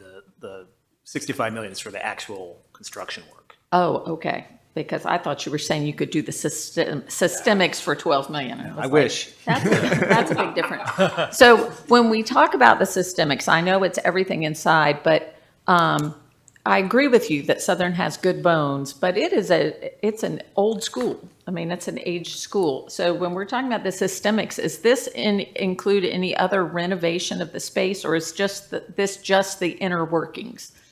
It does. So we're a little bit hampered by the way the state funds these types of projects, but our intent was you can't move walls without it becoming a whole different type of project, but we would like to increase the aesthetics. So that would be repainting the building, replacing the floor, the ceiling, the lighting.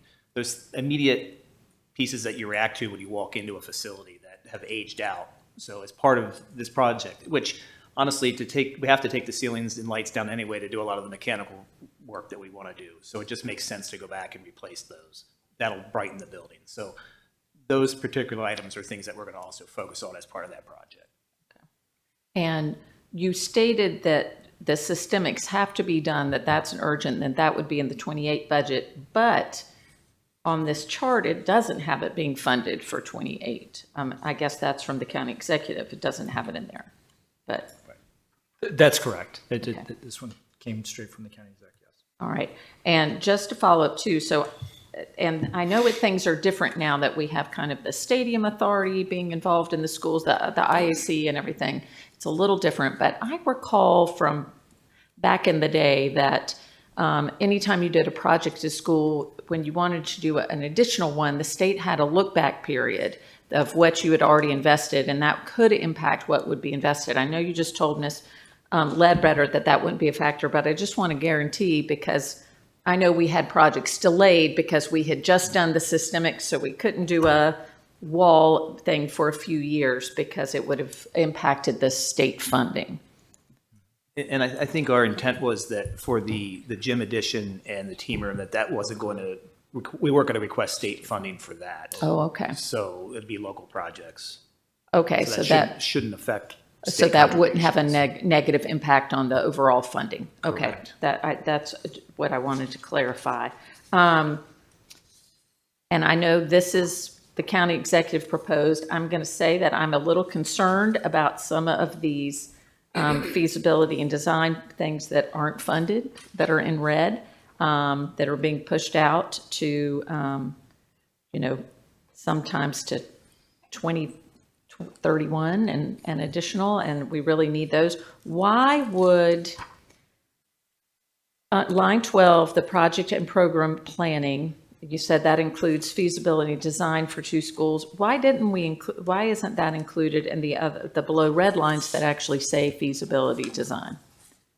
Why is it shifted? I'm just curious about why there's that shift. That was a discussion with the county executives team and how they wanted to allocate the funding. So they couldn't give us full design funding. We were asking for feasibility and design funding. Mm-hmm. They agreed to increase our planning budget, project planning budget, to give us feasibility study money. So we can't design it yet, but we can at least get the feasibility studies done and prepare for next year's budget cycle. Okay, so really a couple of these have received funding. We're just putting it in a different line item. Correct.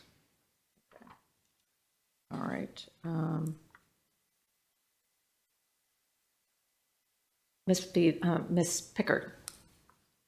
I don't know that I've gotten a clear understanding of second gyms in our county high schools. Is Southern High School the only high school without a second gym? Or are there other high schools that also don't have a second gym? I'm almost certain that that's the only one that does not have the second gym. Okay, because we can be a little more clear and say it is the only high school without a second gym. Is that what I'm understanding? Correct. Yeah, if that's what they're saying, I don't know why I thought we may have had two, but Okay. if that's what they're saying, then it's only one. But I can tell you, I know for certain. We can check.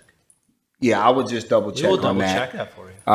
It can't be more than two if it is. I don't know where I heard that we may have one other school, which I don't know at this time, but Probably Glen Burnie. it's probably Glen Burnie. Well, it But I might don't be know. Glen Burnie. Might be Glen Burnie. I don't have any basketball playing children, so I'm not sure that I just don't know the gym We'll scenario. triple check that and confirm I would that like for to you. know that, because it's important. Yes, it is. That we actually talk when real. But with the talk about systemic renovations,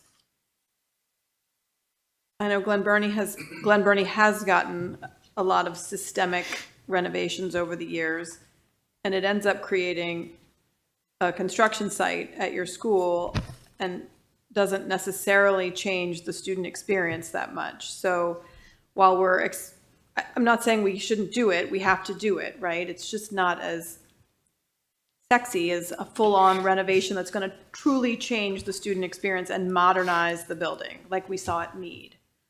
So we're extending the life of a building, which is great. We need to do that, but we need to also be mindful with when we invest those dollars that it's not necessarily changing the student experience that much. So I appreciate ceilings and paint and lighting. That's a step in the right direction. But as the state, as we're talking about capacity issues and all that, the state's going to, at some point, is going to have to recognize that aging schools are going to probably overtake the capacity needs. And we're going to need to see state funding shift, or their priorities shift, not just in Anne Arundel County, but in all the jurisdictions about aging buildings. And just as we're talking about the equity and what schools is, as you said, Dr. Riel, just a couple of years ago that we finally added a second turf field to our last high schools, North County and Chesapeake, just in the past couple of years. And now everybody has two turf fields. Am I correct in that? So we have righted that, but that took a long time to get everybody up to parity on that. Mr. Volke.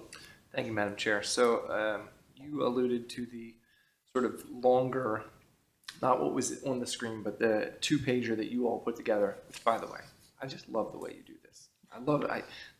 The way you compare it, the crosswalk between what was funded and what wasn't. I just have to say, it's one of the most helpful things that anybody does coming forward. So kudos to you. I love it. All right. But on the two-pager that is the more detailed iteration of what was and wasn't funded, to the extent that you all asked for things, major capital projects, and they weren't in there, there's a couple things that I wanted to ask you about, right? So for instance, my district, it looks like, has quite a few schools that are coming along in the pipeline down in the next couple of years that the school board at least thought were things we need to be looking at in terms of funding. So I'm specifically looking at Riviera Beach Elementary School, which was a zero fund by the county exec. Northeast Middle School systemic renovations, zero fund by the county exec. Chesapeake Bay Middle School feasibility and design, zero fund by the county exec. Bodkin Elementary, zero fund by the county exec. The reason that I'm asking you that is I want to understand where are these in the priority order, because as you realize, everything can't be a priority. If everything is a priority, then nothing's a priority. So they have to fall somewhere. How important is it to be moving forward on these? Where do you all see these kind of slotting forward in the master facility plan that you do for the school entire system? And what are you looking at in these different projects? I mean, I know Riviera Beach is an old school that's in rough shape, right? I know Bodkin, older school, but maybe in different shape than Riviera Beach is in, right? Personally, went to Chesapeake Middle School, right? So I have some familiarity with that one. And I talked to a lot of people. I have some good friends who are teachers at Northeast Middle School who tell me about the condition over there, and it's pretty rough. So that's why I just want to understand sort of priority of these specifically in my district and where you see the funding for these going down the road. So just 30,000 foot. Yeah. When you look at our long-range facility plan and you look at the summary, we can make sure we send another copy over to the entire council. All the project you just mentioned showed up in phase one. Okay. Meaning those are top High priority for us. Yep. Phase two are, if there's extra money, we should get to them if we can, but we may not. But these are all phase one. And those are all items. listed, those are absolutely phase one. It's heavy on District 3 and District 4. I'll just say that. So, okay. I know it did. Are they, when you say these are phase one, so we used to always call it the MGT study, but the overall study, we've had a new one of those completed? We have a new one completed, yep. And these are reflecting the priorities that were listed in the newest master priority list? That's correct. And I will say, and I know Dr. Bedell will agree with me on this, it's good to see some middle schools included on that.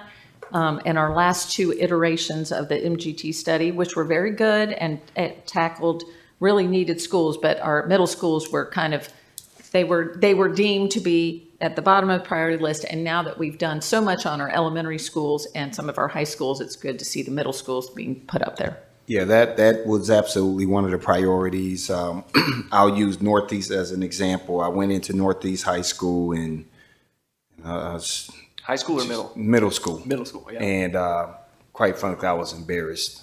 It was dark, morbid. Said if I'm a middle school student, I'm going to cut up in this building too, because it doesn't give me a reason to want to be excited about being here. We did do some things. We worked on trying to brighten the building up. I think we did some lighting.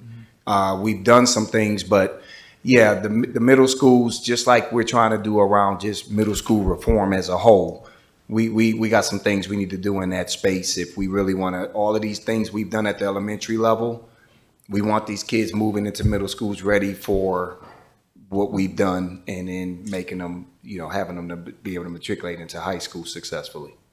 So, and I will add that I appreciate that for those who don't know, this is a long-term, we might be close to 20 years now that we've been using this priority list as a very collaborative exercise between the school system, the county council, and the county executive to prioritize schools truly on the needs and kind of take the politics out of which schools are going to get fixed where. And so we appreciate the continued fidelity with that program among all three of the bodies, so that we can make sure that we are serving kids in the best facilities we can all over the county without any favoritism to anywhere. So, Okay. yes, Thank Mr. you. Volpe, I interrupted you. No, you didn't. I think it's all germane to the same topic. So, understanding that the county executive's office put a little bit more money, and I say, I'm not being pejorative when I say that, but a little bit more money into the fund for feasibility studies for some of the schools. Does any of that money touch the schools that we're talking about? Riviera Beach, Arundel Middle,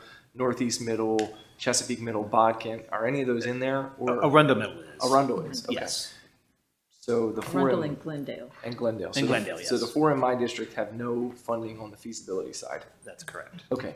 What would it take to be able to look at that and to do some sort of feasibility, at least to start the process on those? What's the approximate number per school, if it varies?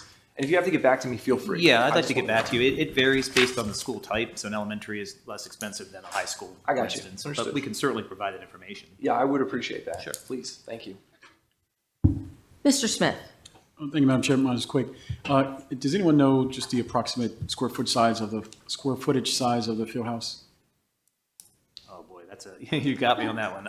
I don't remember off the top of my head. Okay, you can just give me. But I can get that for you. That's it. Thank you.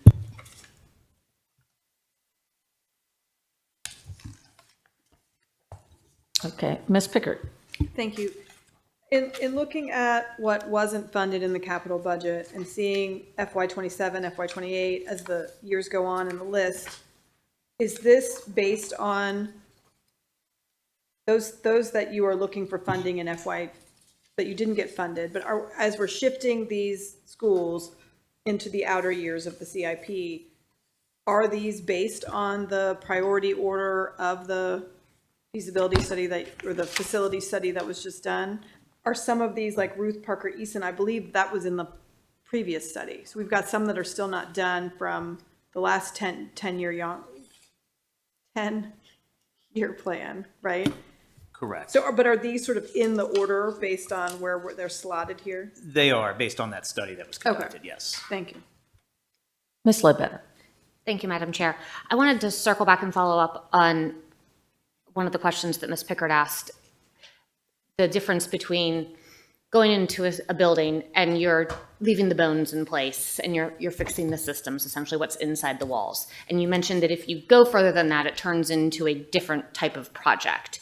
Does that then become like a modernization of a school compared to a systemic? I just want to make sure we understand as a council the difference between those two things and we're all speaking the same language. You're correct. Okay. Thank you. All right. I have one more question. It's actually an operating question that I forgot to ask previously. When do we, I know it fluctuates a bit as it comes, and you don't quite know, but when do we think we will get final figures from MSDE about state funding? I would say out of practice. I would say within the next 2 weeks. Oh, okay. Yeah. So we'll know more clearly. Do Yeah. we anticipate any big shifts there? I'm going to reserve my thoughts. I think we'll be within $500,000 to $1 million. I think. But, Okay. Yep. Okay. All right. Any other questions on capital or operating? So thank you very much, AACPS team. We've had you here for quite a while, so we appreciate it. So, all right. Okay. Okay.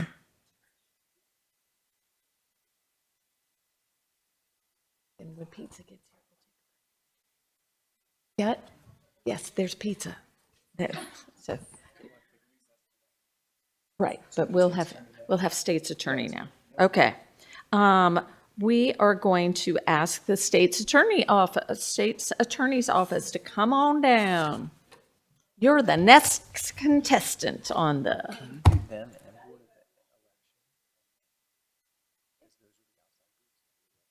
Yeah. Yeah. And then the pizza should be.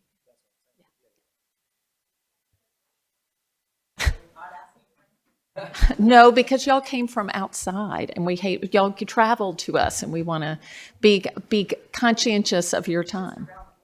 That is true, but you did have to walk outside in the rain to come to us, so.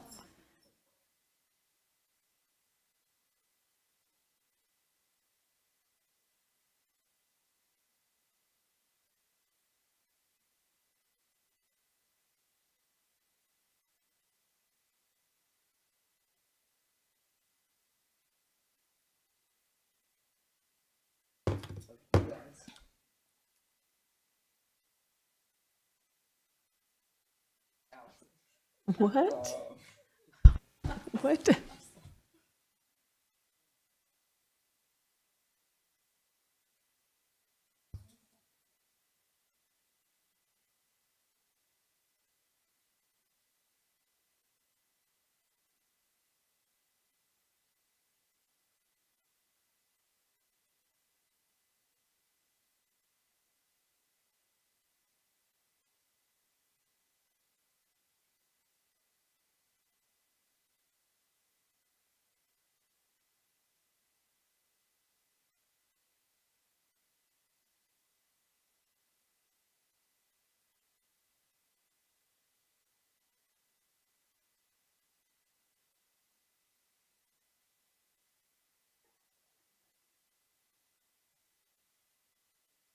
All right.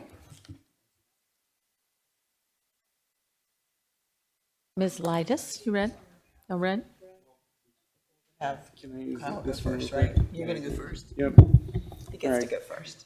Good afternoon. My name is Kyle Madden. I'm with the Budget Office. You can find the state's attorney's budget on page 327 of the budget book. And I will turn it over to the state's attorney about her budget. Thank you. Good afternoon. We are not asking for anything in addition. You have funded us appropriately all these years, and I'm very happy to say we've been able to stay in budget. This is our 8th budget request presentation to you, and we've been able to use $5 million in grant winnings from competitive grants, federal and state, to supplement our budget over the past 7 years to give us things such as victim witness advocates to accompany victims to court, to help child victims of sexual and physical abuse, and to help juveniles who are at risk of entering the juvenile justice system have a social worker help them to avoid getting into trouble.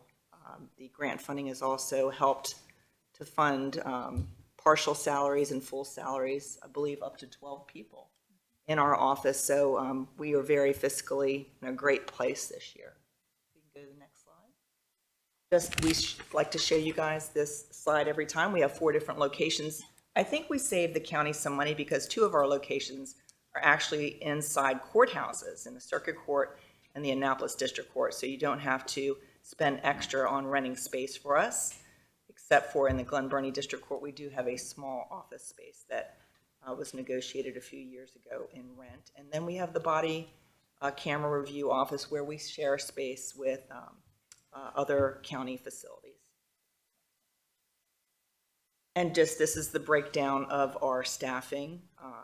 And we are nearly fully staffed. We have openings for maybe 2 or 3 attorneys this summer, and we are otherwise fully staffed. This is one of the many things we do. Our key objective is commitment to our community through different events and community projects.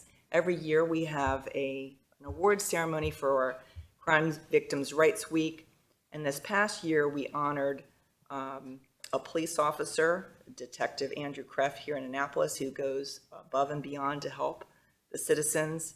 We honored victims of crime, including 2 women who were the victims of sexual assault. Both of them testified against the same man. One was the current victim who had been attacked, and the second woman was a woman who had been attacked by him years before. And she had the courage to come forward and testify as other crimes evidence, which was admitted in court to show that this had been a pattern by this attacker. In our photo, you see our Caring Canines, which is a courthouse dog program, which helps child victims when they testify. The dogs actually sit at the feet of the children when they're testifying. We can't use them for adult victims and witnesses, but they do come to the courthouse to help some adult victims and witnesses outside the courthouse, kind of calm them down before they go and testify. So we're very proud of that. Next page. We reach out into the community and we hire people locally through Anne Arundel County Workforce Development. And the photo on the left is one of our young people who was from North County High School, who volunteered and was an intern in our State's Attorney's Office through the Anne Arundel Workforce Development Program for high school students. We also had a student from Annapolis Senior High who worked with us. We're trying to get young people to come and work through these programs so that they will perhaps come back and work with us after they've gone to college or law school. We also partner with Anne Arundel County Future Success Program, where we bring in young people to be interns in our office. We also have a law clerk program, and we have an intern and volunteer program with some local colleges. Next page, please. And National Night Out is another one of our community commitments. We participate with other law enforcement and community partners at about 7 locations every August. And that is an opportunity for people in different neighborhoods to understand that law enforcement is not something separate from them, but members of the community just like they are. And we think it fosters a cooperation and an understanding with law enforcement. Next page. We also don't just prosecute in the courtroom. We go out into the community. We have various programs, including a program for seniors, teaching them how to avoid becoming victims of crime, especially scams and economic crimes against them. We also talk to teens and their parents about internet safety and online safety so that they are not exploited as well. Next page, please. Our office is also involved in many charitable programs and causes in the county. The picture above is the YWCA's domestic violence shelter drive that they have every year. Our office helps stock their shelter. We also have a big commitment to the holiday drive that the county runs, as well as the food bank. And for the county's annual toy drive, we partner with our sheriff's office to deliver hundreds of toys to children and families in need in Anne Arundel County. Next slide, please. And these are just kind of an illustration of some of our grants that we get. Again, even though our grant, the way it's listed this year, looks like it's less than last year, it's the same amount of money. The county is asking us to list our grants in a 75% reflection of the grant versus the total. We have the same amount, $786,000 in grants this year is our intended budget for grants. Some of the things that our grants do is, as I had said earlier, it funds additional victim witness advocates in the courtroom. It also helps us with our drug court with a paralegal and an attorney, and it also helps us with a prosecution team for gun violence prosecution. It also helps us with a data analyst and a bilingual advocate in the district court. Next slide, please. These are just some of our accomplishments, some of our headlines. We've gone after some serial sex offenders. We had a big win in January, which I was a part of, for a man who executed a 23-year-old man in the McDonald's drive-thru in Crofton, and we were able to get a conviction in that case. That was an incredible case by our Anne Arundel County Police Department, where with just a still video photo on surveillance at the McDonald's, no tag, no other information, just a still of a vehicle, they were able to track it down and find the perpetrator using social media and surveillance, and they were able to figure out whose car it was and track the shooter down from that. It was incredible police work by the Anne Arundel County Police Department.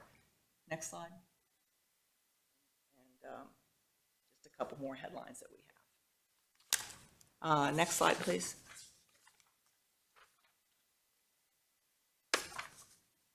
So our office has 57 prosecutors, and National District Attorneys Association has recently celebrated National Prosecutors Day.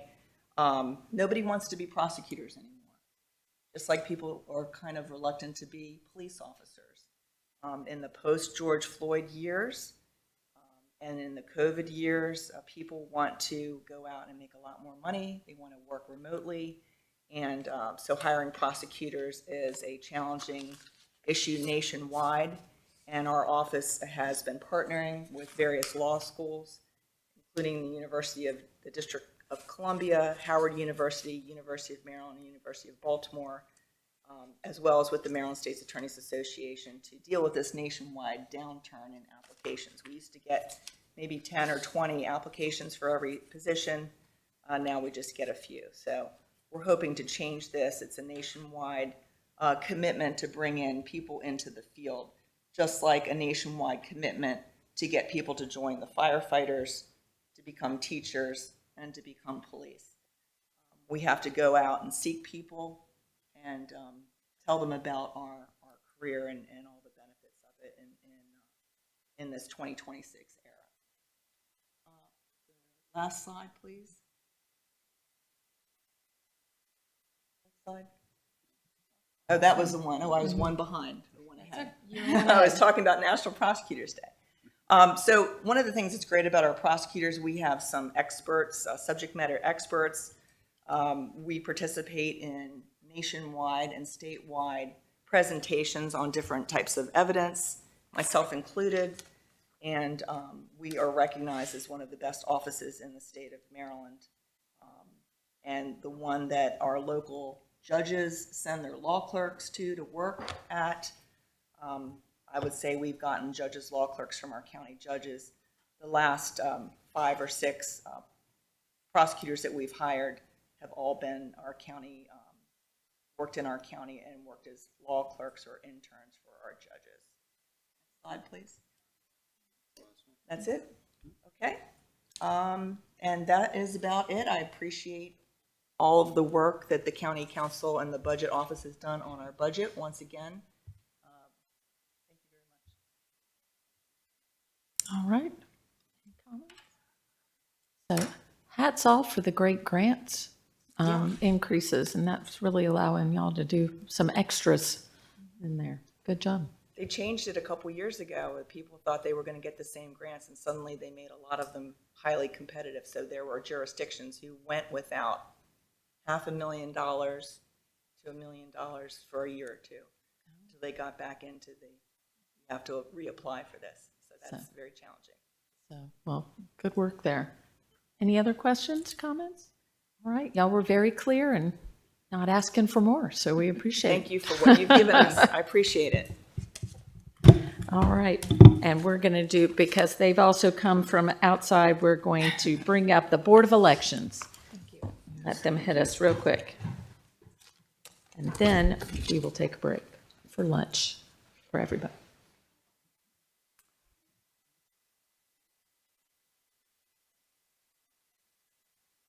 Board of Elections, y'all's is a little more exciting this year than regular years for y'all. So.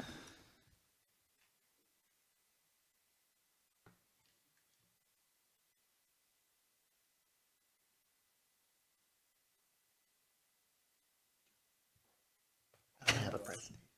I don't have a president.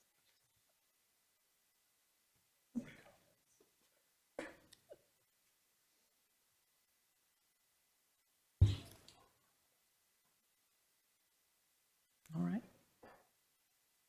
Good afternoon. This is Bo Zhao of the Budget Office. I'm the budget analyst for the Board of Supervisor of Elections.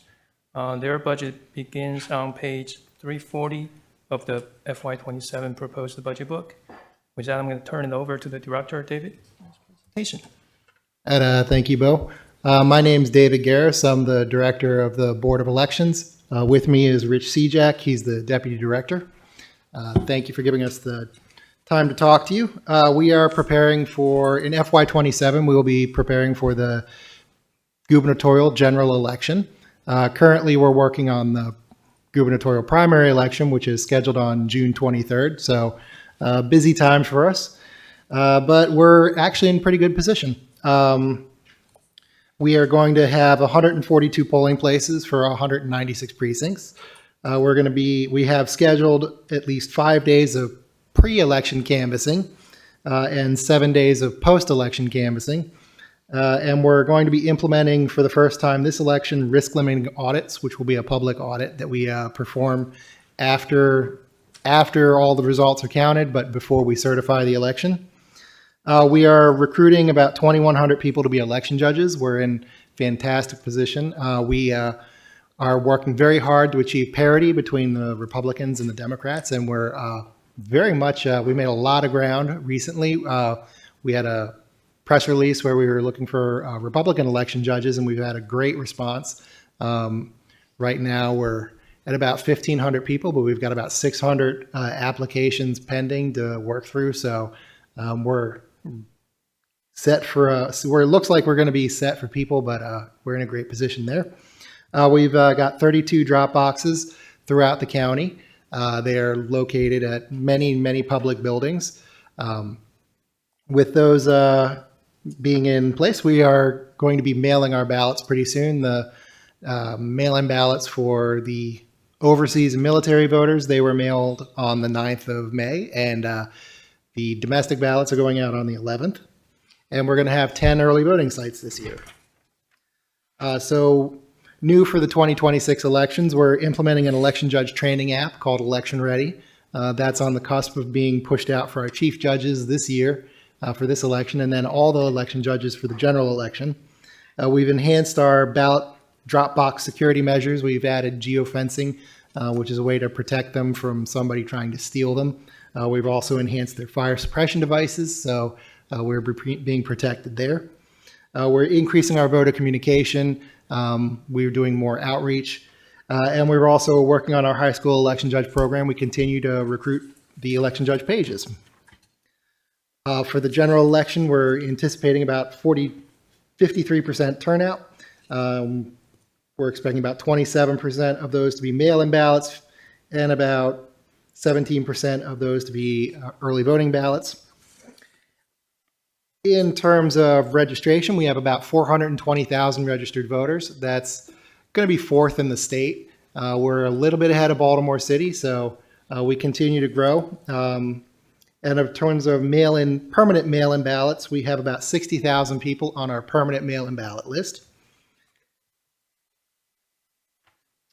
And upcoming for FY27, we have a couple new projects. Again, through the State Board of Elections, we're going to be getting a new voting system. We're going to be implementing a new voting system from the Election Systems and Software, ES&S. It's going to be very similar to the current voting system that we're using. We're also going to be implementing new electronic poll books in FY27. The new voting system and the new poll books, we will both be using those for the 2028 presidential elections. And we're also going to be implementing a new voter registration system. The planned implementation for that is the 2030 election. So in terms of our cost overview, we're very pleased with what the county executive has put in his budget recommendation. So we're happy to work with everybody. We try and be team players. So have any questions for us, we'd be happy to take them. So this new electronic poll book, so this is required by the state, all boards of election are? Yeah, the way the Maryland election law is written is there's a unified voting system, so every jurisdiction uses the same voting equipment, same voting units, and same poll books. Okay, so this is going to be we're migrating to a new system? That's correct. A different one, okay. And so the state picks up half the cost and we pick up the other half? Yeah, so the way it works is the state will pay off half, and then each local board, the 24 local boards, they divide up the remaining cost. And that will be implemented, so the poll book will be implemented this election in 28, is that correct? And then the registration system will be in 30? Yeah, so the poll book and the new voting system, we'll be using those in the 2028 elections, exactly. And that's the one that if people go now to the Board of Elections, there's you can observe, you can see the voting equipment. Is that right? I read an email, something that came out that said people could come and see the equipment and things before the election coming up? That's correct. We have a public demonstration of the voting system. Right now, we're working on programming them for the primary. On May 28th, we'll be doing a public demonstration. Starting on June 1st, we'll be canvassing, so that's opening the mail-in ballots that we receive. Those are all public canvasses. They're located at our office. We have the schedule posted online, but that's correct. All of our processes are they're public processes, so we try and be as transparent and as fair as possible. Great. All right. Mr. Volke. Thank you. I just have a question about the canvassing and what you just said, because I'm curious about this. So you're going to start canvassing on June the 1st. Mm-hmm. The election is June the 24th. Mm-hmm. So the initial canvass, 23rd. 23rd, sorry. Okay. So if someone from a campaign or the public comes and they're there, are they going to be able to see what the tally is in terms of each of the votes? We won't be publishing the results. They won't put it up, but yeah. Well, they'll be able to watch the canvassers open the ballots. yeah, I mean, if I had 25 volunteers, I could have a volunteer standing at each station, and Yeah, as you the could. ballot is open, I could be tabulating, and so I would know on June 1st how the vote totals are running 22 days in advance of the election. Correct. It's a public canvas, so you could. And well, and I understand that. I wouldn't want it to not be a public canvas. Let me be clear. But I guess my question becomes, how does that ensure that the results at the canvas, because I can't imagine any good campaign wouldn't be there with people at every station doing exactly what I just described. Mhm. So if that's the case, how does that not then impact the election as it's ongoing? The pre-election canvassing, that is a fairly new process for Maryland. Right. But it is something that the state legislature was very interested in us implementing, and they've been very enthusiastic about pushing this process out there. So, in terms of how it could impact the results, if you had a campaign that was out there, they could very well be watching to see how the results are coming back in, to see what kind of ballot response we're getting. Whoa. And is this mandated by state law that you start the canvass on the 1st of June? Yes, that's state law. Wow.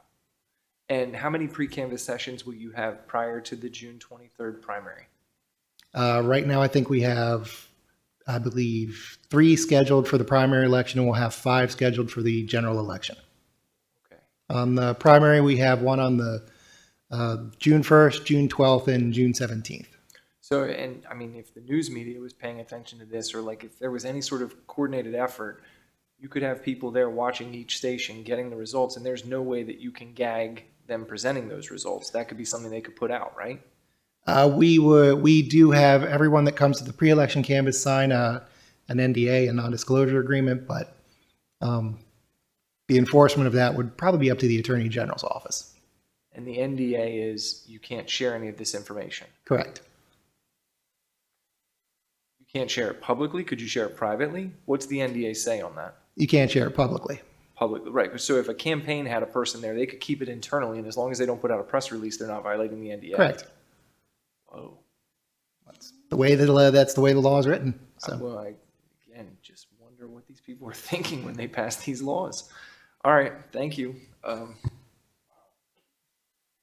So, any further questions from our friends at the Board of Elections? All right.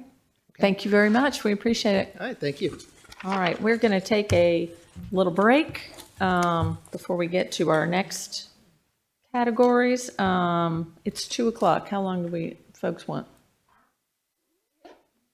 30 minutes? 30 minutes. Okay, we'll be back at 2:30.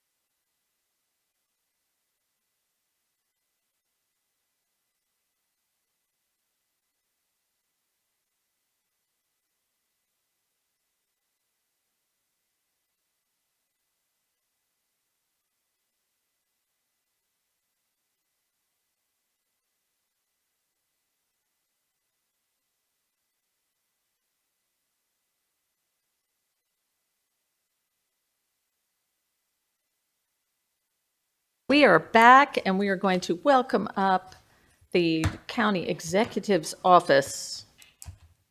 Are they here? They are.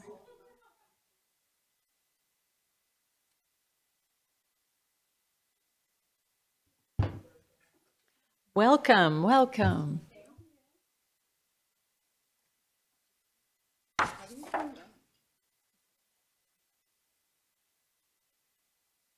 Hi, everyone. I am Donna Rayner, and I am the budget analyst for the County Executive's Office. I'll turn it to Christine. Thank you. Good afternoon. I am Christine Anderson. I'm the Chief Administrative Officer. I'm going to present the County Executive's operating budget, which starts on page 96. It'll be very short and sweet. As you probably know, there are a couple of components to the County Executive's budget. General fund and some grant funds. There's no budget actually for that in fiscal 27. The Laurel Racetrack Fund can be found on page 98, and the Video Lottery Impact Aid Fund is on page 159. The detail is there. There are no changes, no changes to the operating budget or to the personnel budget as part of the County Executive's budget this year. There is a small change in the Laurel Racetrack Impact Aid, which just reflects the funding coming from the state. And then on, as I mentioned, the VLT community grants budget page is page 99, but the detail that you might be interested in can be found on page 159. And that is all that I have for you today, and I'm happy to answer any questions. Questions, Mr. Volke? You're the best at getting in and out. You are just like quick. I want to reserve the time for you to ask me questions. Well, and you also give me less time to come up with questions, which I respect too. So I like that. Game recognizes game. Is That's that what it. I hear? That's, you know. All right. So this is not something that you talked about, but I do want to talk about the CAO contingency fund for Actually, I'm going to present that next. You are? Okay. All right. Yep. Then I won't This is jump just- ahead. I'll wait. You have another few minutes to come up with more questions. That's right. You can think of. All right. But, Madam Chair? Yes, ma'am. Is the CAO, is the CAO's budget where grant funds land? Yes. Community grants funds? Can we take a minute to talk about, can you talk about what's funded, and do we have a list of grants? So are you Do I talking have about the any- community support grants? Community support grants? Okay, those are actually in the Arundel Community Development Services budget, which you will be hearing later this week. And I will allude to it when we get to the CAO budget. We just did the county executive. Sorry, there's another. Thank you, you're Yeah, ahead of me. that's okay. Yeah. Okay. Okay. All right. Well, with that, let's go on. I was going to say, why don't we just move on to the exciting CAO thing? budget, shall we? The CAO operating budget starts on page 110. As I noted, there were multiple components to the CAO budget. Community development and the Housing Trust Fund will be discussed by the Arundel Community Development Corporation when they are here on Wednesday. That includes community support grants. The Workforce Development Fund will be here with the Economic Development Corporation as well. Those two entities will be with you on Wednesday. So there are a few changes in the CAO budget. First of all, there's no personnel changes. If you turn to page 112, that is the description of the Police Accountability Board. The budget is reduced in line with past expenditures, and you'll note there's currently 9 board members on the PAB, and there's a new appointment pending. Primarily, you'll note that the changes in the past have just been aligning stipends and some training funds there. Moving on, I already mentioned page 113 is economic development, so if you want to slide over to page 114, that's the bulk of the CAO budget. 2 county agencies, the Office of Multicultural Affairs and 41 Community Place, or the Nonprofit Center, are budgeted in this line here, and the block grant to the Resilience Authority is also budgeted out of here. This year, there is a net decrease of $15 million in the CAO budget. There's a small increase, obviously recognizing the personnel package that you are seeing or going to see in all of the budgets. And there are some other realignments. The large decrease is largely due to a grant that we budgeted for last year to the YMCA for that library project, a partnership project with the Y and the library. In addition, there was an almost $2 million grant last year to Annapolis for the Welcome Center funding. There are some new grants that are coming in this year under the CAO budget. That includes an additional $250,000 to the Welcome Center. a grant to Maryland Hall, a grant to the Film Festival, to Shock Trauma, to Toys for Tots, and a grant to the City of Annapolis for a peak hour medic pilot project. So with all of those changes, there's a net decrease in total funding. The next budget is Equity and Human Rights on page 115, another budget that has just minimal increases due to personnel costs. Page 116 is the Public Campaign Financing Fund, and the funding that's provided for here is in alignment with the recommendations from the Public Campaign Financing System Commission. And then on page 117 is the CAO Contingency Fund. You'll note that last year it was budgeted for $14 million. The current budget, the requested budget for fiscal 27 is an increase to $16 million. That still just represents 0.29% of the general fund budget. Budget office tells me that we are anywhere, it's been as high as 0.77% of the general fund budget, as low as 0.53. So this is just a realignment based on what we think might be happening in the future years. And there will be a fourth quarter budget bill coming before you to use up the current year funding. Pages 118 and 119, as I mentioned, are both the Community Development Services and Workforce Development. They'll be here in a couple of days. And so then the final item is page 120, which is the grants that go over to tourism and arts. That is the distribution of the annual hotel tax revenue to the Visit Annapolis and to the County and City Arts Council. So with that, I know you have questions, so we can just get straight to those. Mr. Volkey. Yep, thank you. So turning to the CAO contingency fund for a second. So there is the increase in $2 million, but I know that you all don't just budget based on percentages, so there's got to be some concept there. So can you walk me through what conceptually you all are sort of earmarking different pots of money for in that? So I will say that I think the budget officer would prefer that this money not get spent, but I think we're all realists and that it does in fact snow and there are ice and things that come up. Yep. Sometimes overtime happens in a county agency that was not anticipated. Budget office works with them to please not have overtime, but it still does happen. It sounds like the budget officer would like to address this specifically himself, so I will let him do that. Thank you, Madam Administrator, and thank you for the question, Mr. Volkey. I didn't want the CAO to have to defend the budget of the contingency fund because really that's a recommendation by the budget department Fair. that she gets to live with because we park it in her department. Right. So you guys will see in approximately 1 week the fourth quarter transfer bill in which we will fully deploy the 2026 contingency fund. And that is, as we know, largely due to a big snow event or multiple events this year. But there are also several other big ticket things, public safety, overtime, and things like that. So we have pretty consistently over the past several years, we've spent down the contingency fund. And this year, we will also be recognizing unappropriated fund balance as well, meaning we will have gone beyond what was budgeted for the CAO. So when we get an opportunity, and I think as you noted before, the county budget has been growing. And so when we have an opportunity, we try and also grow the CAO fund incrementally to kind of keep up. Okay. So is this where you're putting the $5 million that's intended to federal impacts or whatever? No, so that money isn't appropriated anywhere. So it's essentially unappropriated one-time fund balance. Got it. So it doesn't live anywhere except as a surplus, if you would, but it's just unappropriated fund balance in one-time funding. Okay. So all the funds in the CAO contingency are recurring funding, and that's appropriated there. And then, as you know, we use it with legislative transfer bills throughout the year. Okay.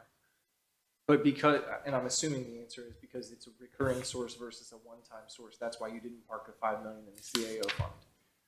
Well, so technically we didn't park it anywhere because it's unappropriated. I got you. Yeah. But you could have parked it somewhere if you wanted to appropriate it to a particular fund. Right. Right. Okay, I see what you're saying. But because we're recognizing it as one time, we're not putting it in a recurring appropriation. I'm asking you, is that the thinking behind it for you? Okay, gotcha. Yep. Right. Thank you. Ms. Fiedler. Thank you, Madam Chair. This is a drop in the bucket question in the grand scheme of things, but in the dashboard that we have from the auditor's office, it looks like there was a jump for miscellaneous equipment. Was that a one-time purchase or were those several items? Yeah, so it's actually more of a realignment from one place into another. There was a little bit of equipment purchased or furniture purchased for the nonprofit center. It's about $50,000. Okay. But then there were some other things that moved up and down in different categories. So that's Okay. mainly the change. That makes sense. Thank you. Thanks.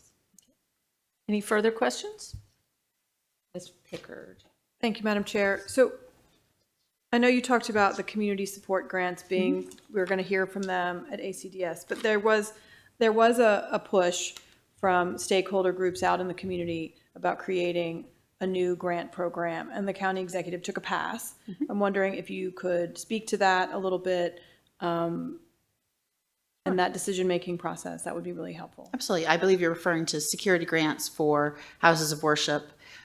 So that is a program that we've looked at over the past year, specifically at requests from various groups. The county executive felt that with the granting opportunities already in existence in the county budget, as well as the support that the county police department provides directly to houses of worship, I can talk a little bit more about that this wasn't the time to start another new grant program like that. Specifically, the police department will go and meet with houses of worship. They'll do a security assessment. They'll walk around. They'll note where there are cameras, where there aren't cameras. They'll provide them with some recommendations. They also, if there are more intelligence and more threats that are suspected, they will provide. Police cars will drive by during their shifts. They'll stop in. They'll check on people. So they felt like with all of that there was some support already included in the budget, and now is not the time to build further on that. Okay. All right. Any other questions? All right, Ms. Anderson, that takes care of you. All right, next is the Office of Law. Come on down.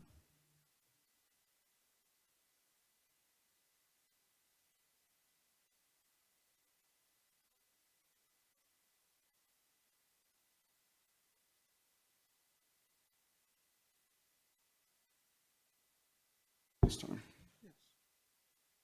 Good afternoon again. I'm Kyle Madden from the Budget Office. Office of Law budget can be found on page 101. And I'll turn it over to Greg so you can talk about his budget. Madam Chair, council members, I'm Greg Swain, County Attorney, and I'm joined today by Deputy County Attorney Ham Tyler and our Management Assistant Sharon Darden. As you can see, most of our budget is personal services, so I'll talk just a little bit about how our office is set up and what everybody does. We have 37 staff total, 24 attorneys, 13 support staff. And we break our office into 3 sections. We have our government operations section, our litigation section, and then our human services section. The government operations team is led by Deputy County Attorney Lori Blair Klossmeyer and Supervising County Attorney Kelly Kenny, who I think you all are pretty familiar with. The role of the government ops team is legislative drafting and advice, prosecution of code enforcement cases, which means zoning, inspection and permits, and health. Legal advice on purchasing, on tax sales, pretty much all land use and permitting matters, animal control, and then general legal advice on just the many issues that arise daily out of the county code. So our government ops team is 10 attorneys, 1 support staff, and 2 paralegals. Our litigation team is led by Deputy County Attorney Hamilton Tyler and Supervising County Attorney Phil Culpepper. And that team provides the majority of litigation-related services to represent the county, including legal defense for any liability claims filed against the county or the Board of Education under the county self-insurance fund.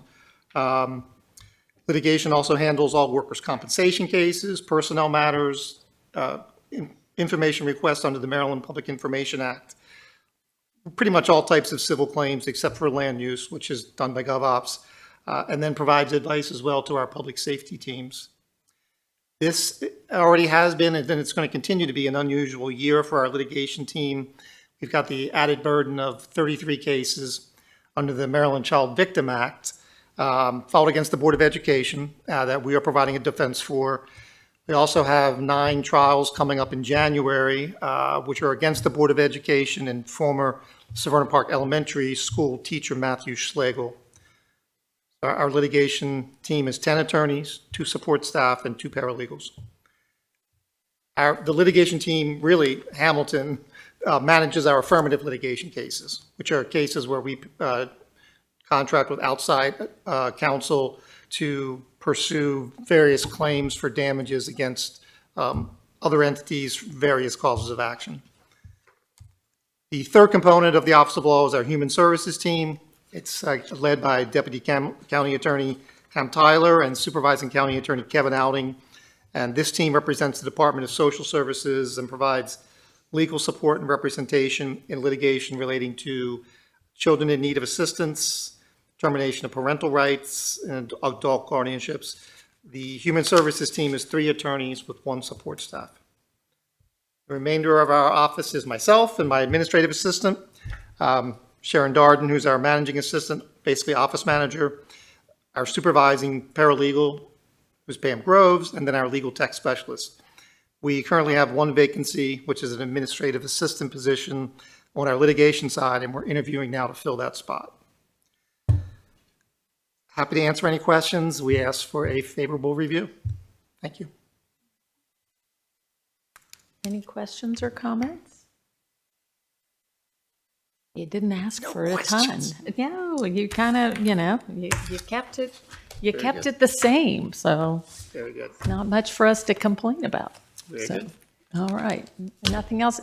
That's it. Thank y'all for coming out. Appreciate it. Thanks all. Thanks, Cal.